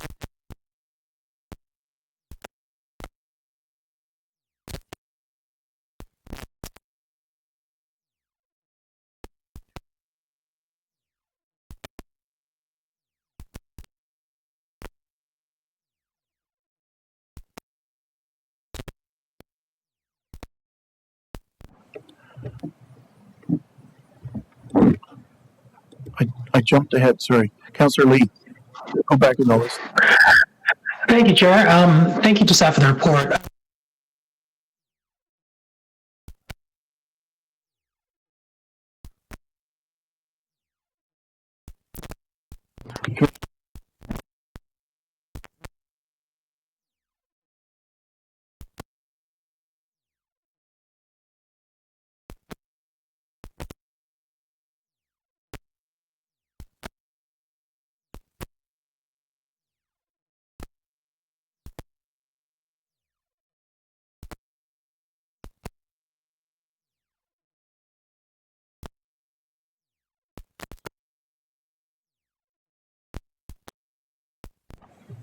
Sure. Do we know when to expect the annual report of just the returns and whatnot? Through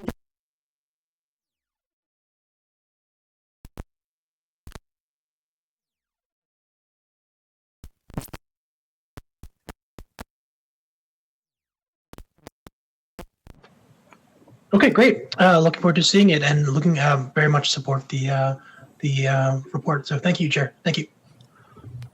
Councillor Leahy. Yeah, thank you, Chair. So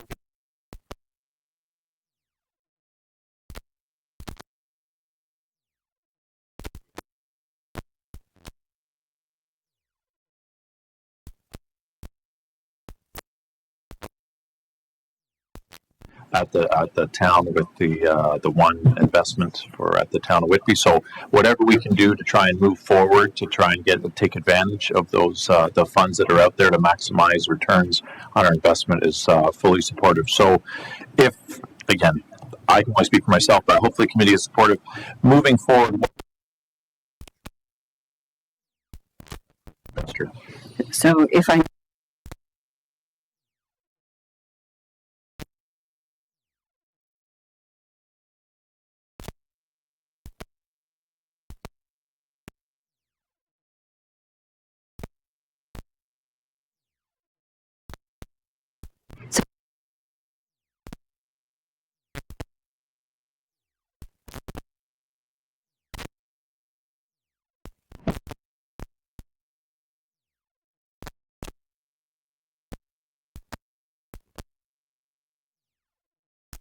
That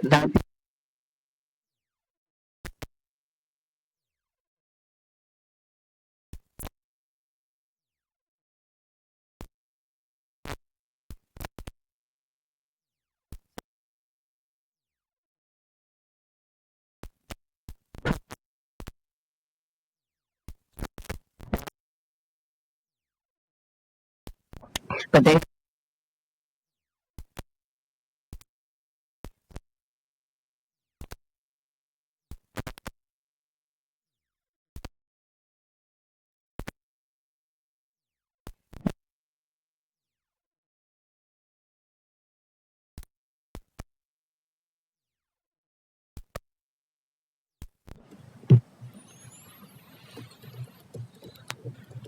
Thanks, Nancy.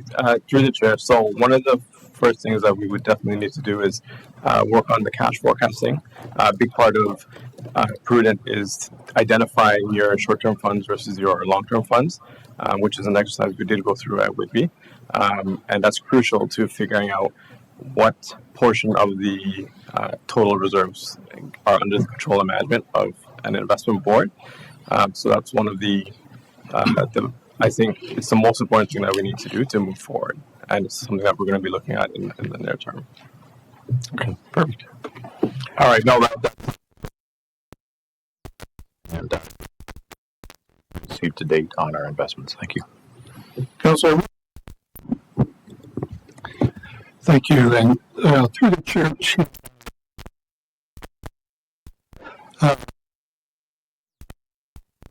the way we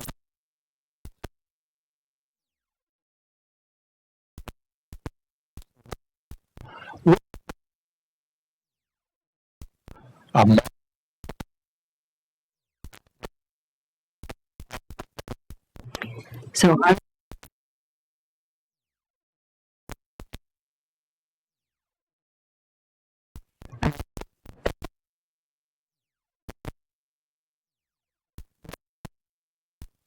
the risk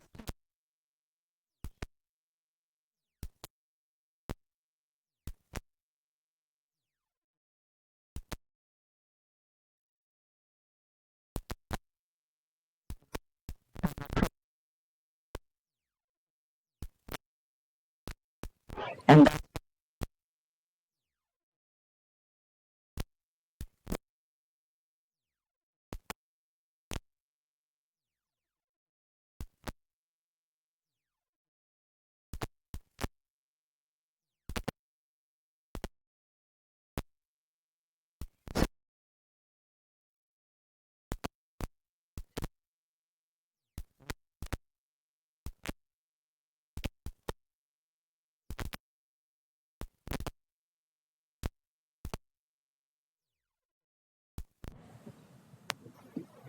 Thanks, Nancy.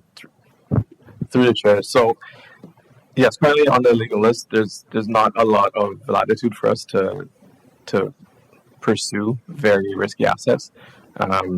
You know, we have a credit limit that we're restricted to, which is A low. We can access, corporate bonds, which would probably be the riskiest investments we can probably pursue, depending on the issuer. But yes, once we do move to Prudent, the council there will have to be a new council investment policy, which will dictate what risk appetite the region has and what we'd like to pursue. More risky things under Prudent could be cryptocurrencies, which is probably one of the more risky things we can invest. There's real estate, there's infrastructure, but typically under the rules as they are right now, we're restricted to very low risk investments. now following up on that, and again through the chair to the commissioner, two.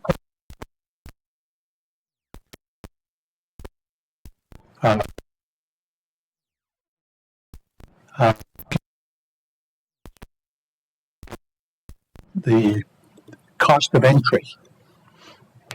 so through the chair.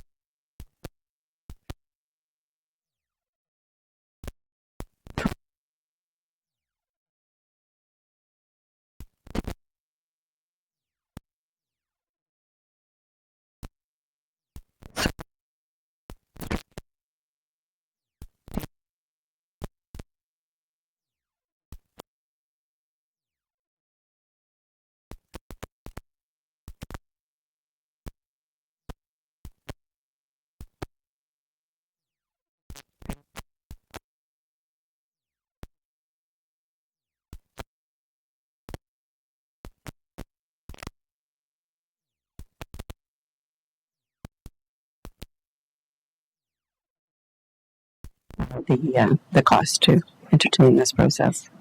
So as a follow-up to that, that would include, if we were to go to that route,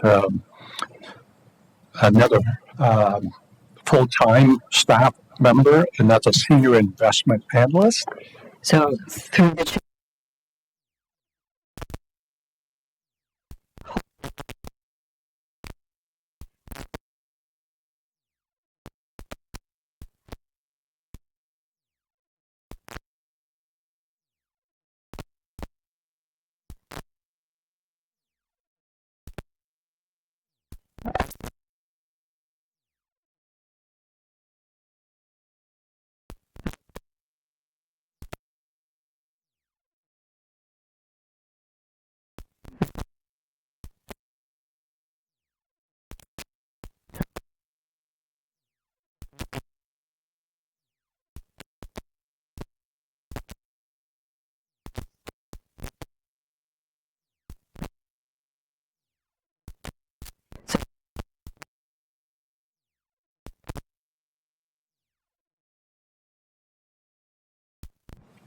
Okay, thank you very much.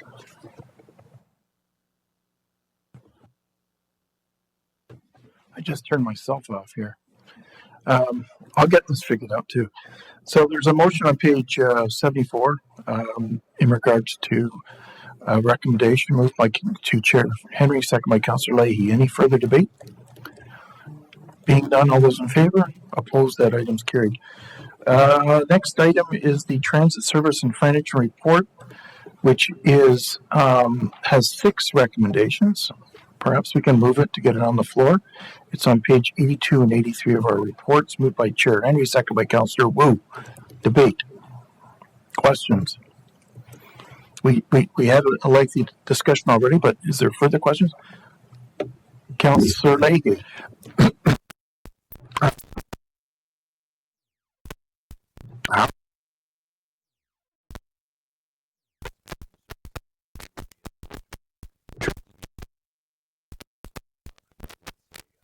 Say an Oshawa and GM.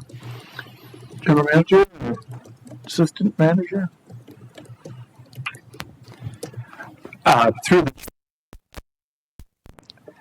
as we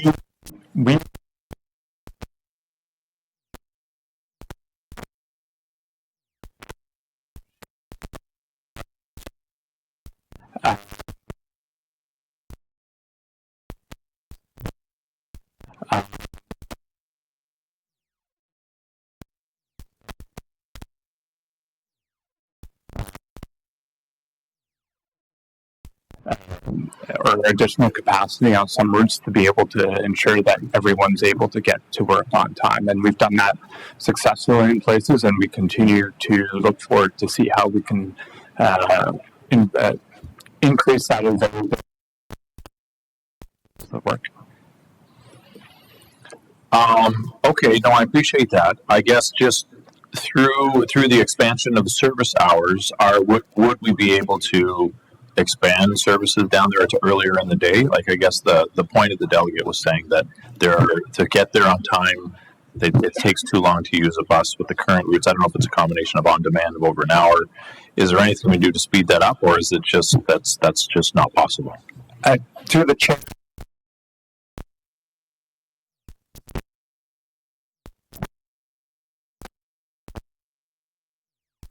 Seven days a week, 365 days a year. Without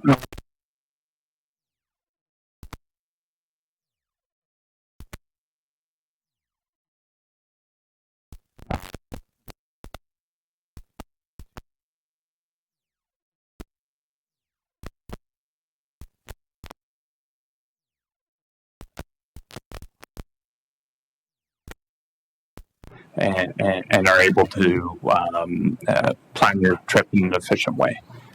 Okay, no, fair enough.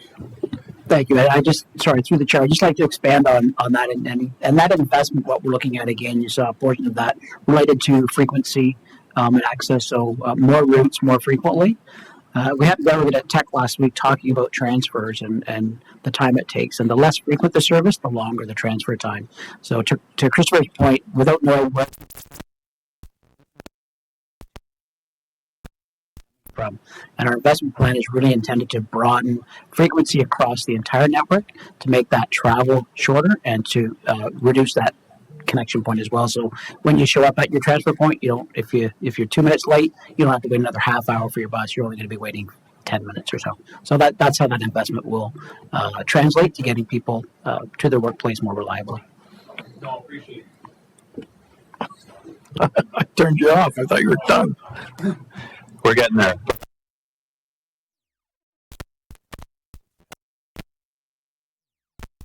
I appreciate your time today. Thank you. Councillor Wu. Yeah, and thank you through the chair and to the general manager, Holmes. Within the report, 4.5, and I touched upon it earlier, trying to get back the ridership recovery. And back in 2019, we had 11 million rides. 2022, we're looking at 66% of the 2019 levels. And we're looking at hopefully getting back on track in 2 years' time. Now, you did say you had, was it January 2023, you're 90% of that pre-pandemic level. Now, when you're forecasting that, when you look out, how do you choose 2 years, if I can use that? Thank you. And through the chair, and the 2025 timeline for ridership recovery was really one of those early projections when the pandemic first hit us back in 2020, and we were looking ahead to evaluate what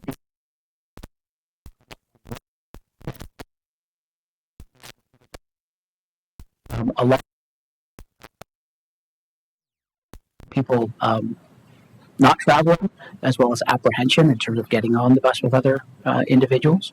All of that, as an industry, basically, we were looking forward to probably 3 to 4 years to get back to where we were before. That's where 2025 comes from. Right, so you heard we're reaching those levels now, and for January we were close to 90%. When we look at Toronto and other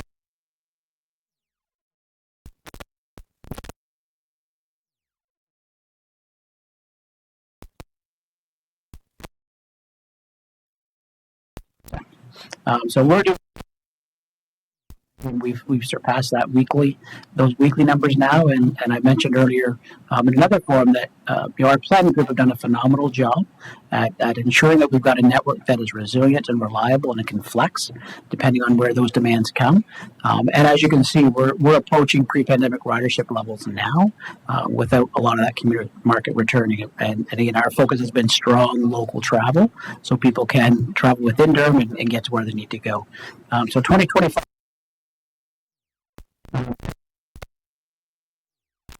Again, we're doing very well so far this year, and we'll continue to monitor on a monthly basis. Great. No, that's good to hear. Now, on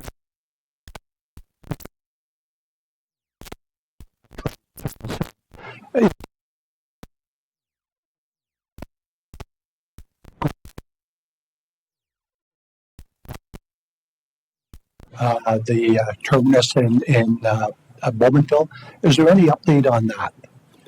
I think Chair Henry or the CAO might be the best to answer that.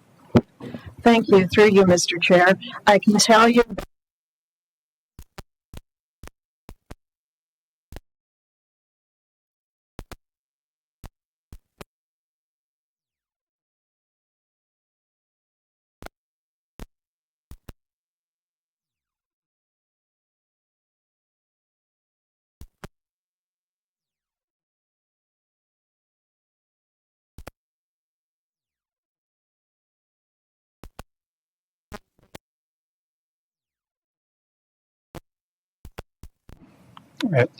and just further to that, and speaking about providing service, and our friends from Unifor spoke about the General Motors assembly plant. The hope hub would have been able to help move the, I guess, the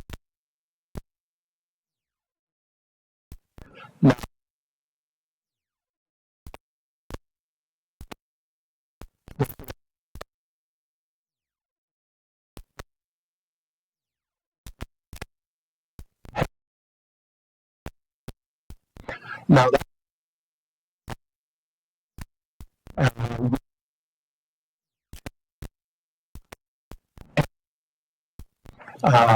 but again, for those that want to get to the General Motors head office on Colonel Sam Drive, that's not the most accessible place. And again, I just throw that out. I guess that'll have to be a consideration. I'm pretty sure you'll pivot on that, and you're very nimble on how you'll service that. Yes.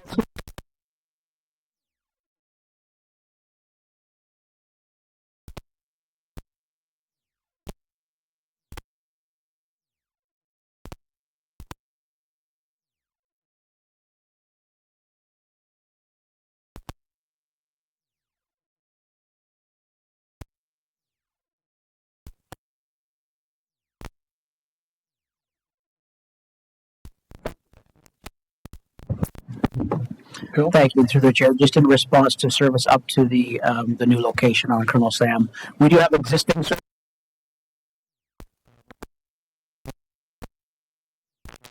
levels supporting that location. Moving forward, I know our planners will do a great job at making it the most efficient route as we can. Thank you. Councillor McDougall, question or debate? Thank you, sir. Just checking to make sure my microphone's on. I got you. Thank you very much. I just want to ask a question to follow up on Councillor Bruce Rod's comments. Two very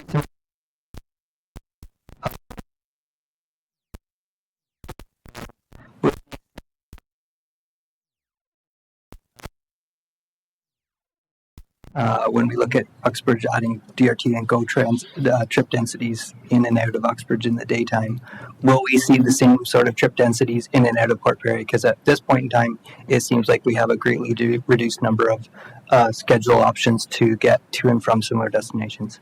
Thank you. Through the chair, back in the September of 2020, when DRT restructured its network, we implemented Route 905 connecting Whitby GO all the way up through to Port Perry and eventually Uxbridge, and that was a recommendation that came out of the rural review strategy approved by TEC. It currently operates every 90 minutes or better. It's a service that is probably enhanced based on the previous 950 service that we used to provide in the pre-pandemic days. Through this plan, we envision that that frequency will increase from 60 down into 60 minutes or better, and most likely during the heavier travel pattern periods of the day, we would see that increased as well. So we are confident that we would see an increased trip density on that service on the 905 through Port Perry. Through you, Mr. Chair. Thank you. So just for clarification, I'm talking in terms of when I look at GO Transit's trips plus 905's trips out of Uxbridge, the number of possible trips that you can get out. Just in reference to the gentleman that presented to us, they seem to feel that we're in the Toronto area, so they think that we should have Toronto, I don't think necessarily downtown Toronto style services, but some sort of unified kind of trip status. So I'm just thinking in terms of Uxbridge, I think you can probably get out of Uxbridge better than every hour for most of the daytime, but I'm not sure of that. Through the chair, our 905 service connects directly at the Whitby GO with the Lakeshore East. Connections are timed, and it's through the co-fare arrangement with Metrolinx. Your DRT fare is waived, so it's there's a fair incentive there to leverage our 905 service. And again, the plan calls for increased service on our rural connector areas from our current 90 minutes down into 60 minutes or better. Thank you. And just to follow up on Christopher's point, we're what Metrolinx plans are and what their services are, but we are very interested. We'll continue to look at ensuring that we connect with them. So if Metrolinx choose just to depart out of Uxbridge, again, that enhanced 905 and on demand will ensure that residents can connect into that GO route if it's going to be there. But unfortunately, we can't comment on the Metrolinx service. Mr. Norris, for clarifying that. Just from the taxpayer perspective, there's one taxpayer. So whether they're taking a GO bus or taking a DRT bus, if it's 27 trips a day out of Uxbridge, half of them on GO and half of them on DRT, they don't really care. They just care that they can get to and from where they want to go. So I'm just looking for some form of continuity between the province in terms of Metrolinx and DRT. And I think you guys are doing an awesome job. I'm just looking for the taxpayers to have the same level of service amongst, similar connecting routes. Thank you. Thank you. Councillor Henry, second by Councillor Leahy. I'm going to call for a recorded vote on the transit service and financial strategy. Vote is open.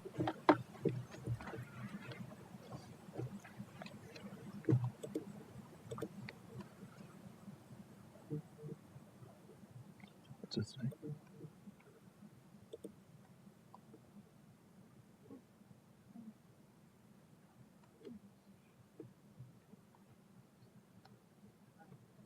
Says not voted. Want to try again? Oh, okay. We're going to do it again. Here we go.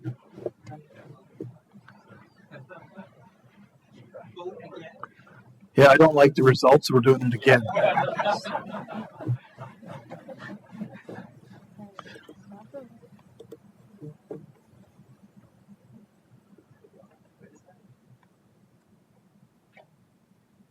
Something's wrong. Let's just put our hands up then. The old-fashioned way. I'm going to call the question. All those in favor? Opposed? That item is carried. We'll get that fixed, folks. I think it was unanimous, but I'm unclear about that. So it did pass through a show of hands. There's no confidential matters. There's no advisory committees. Is there any other business?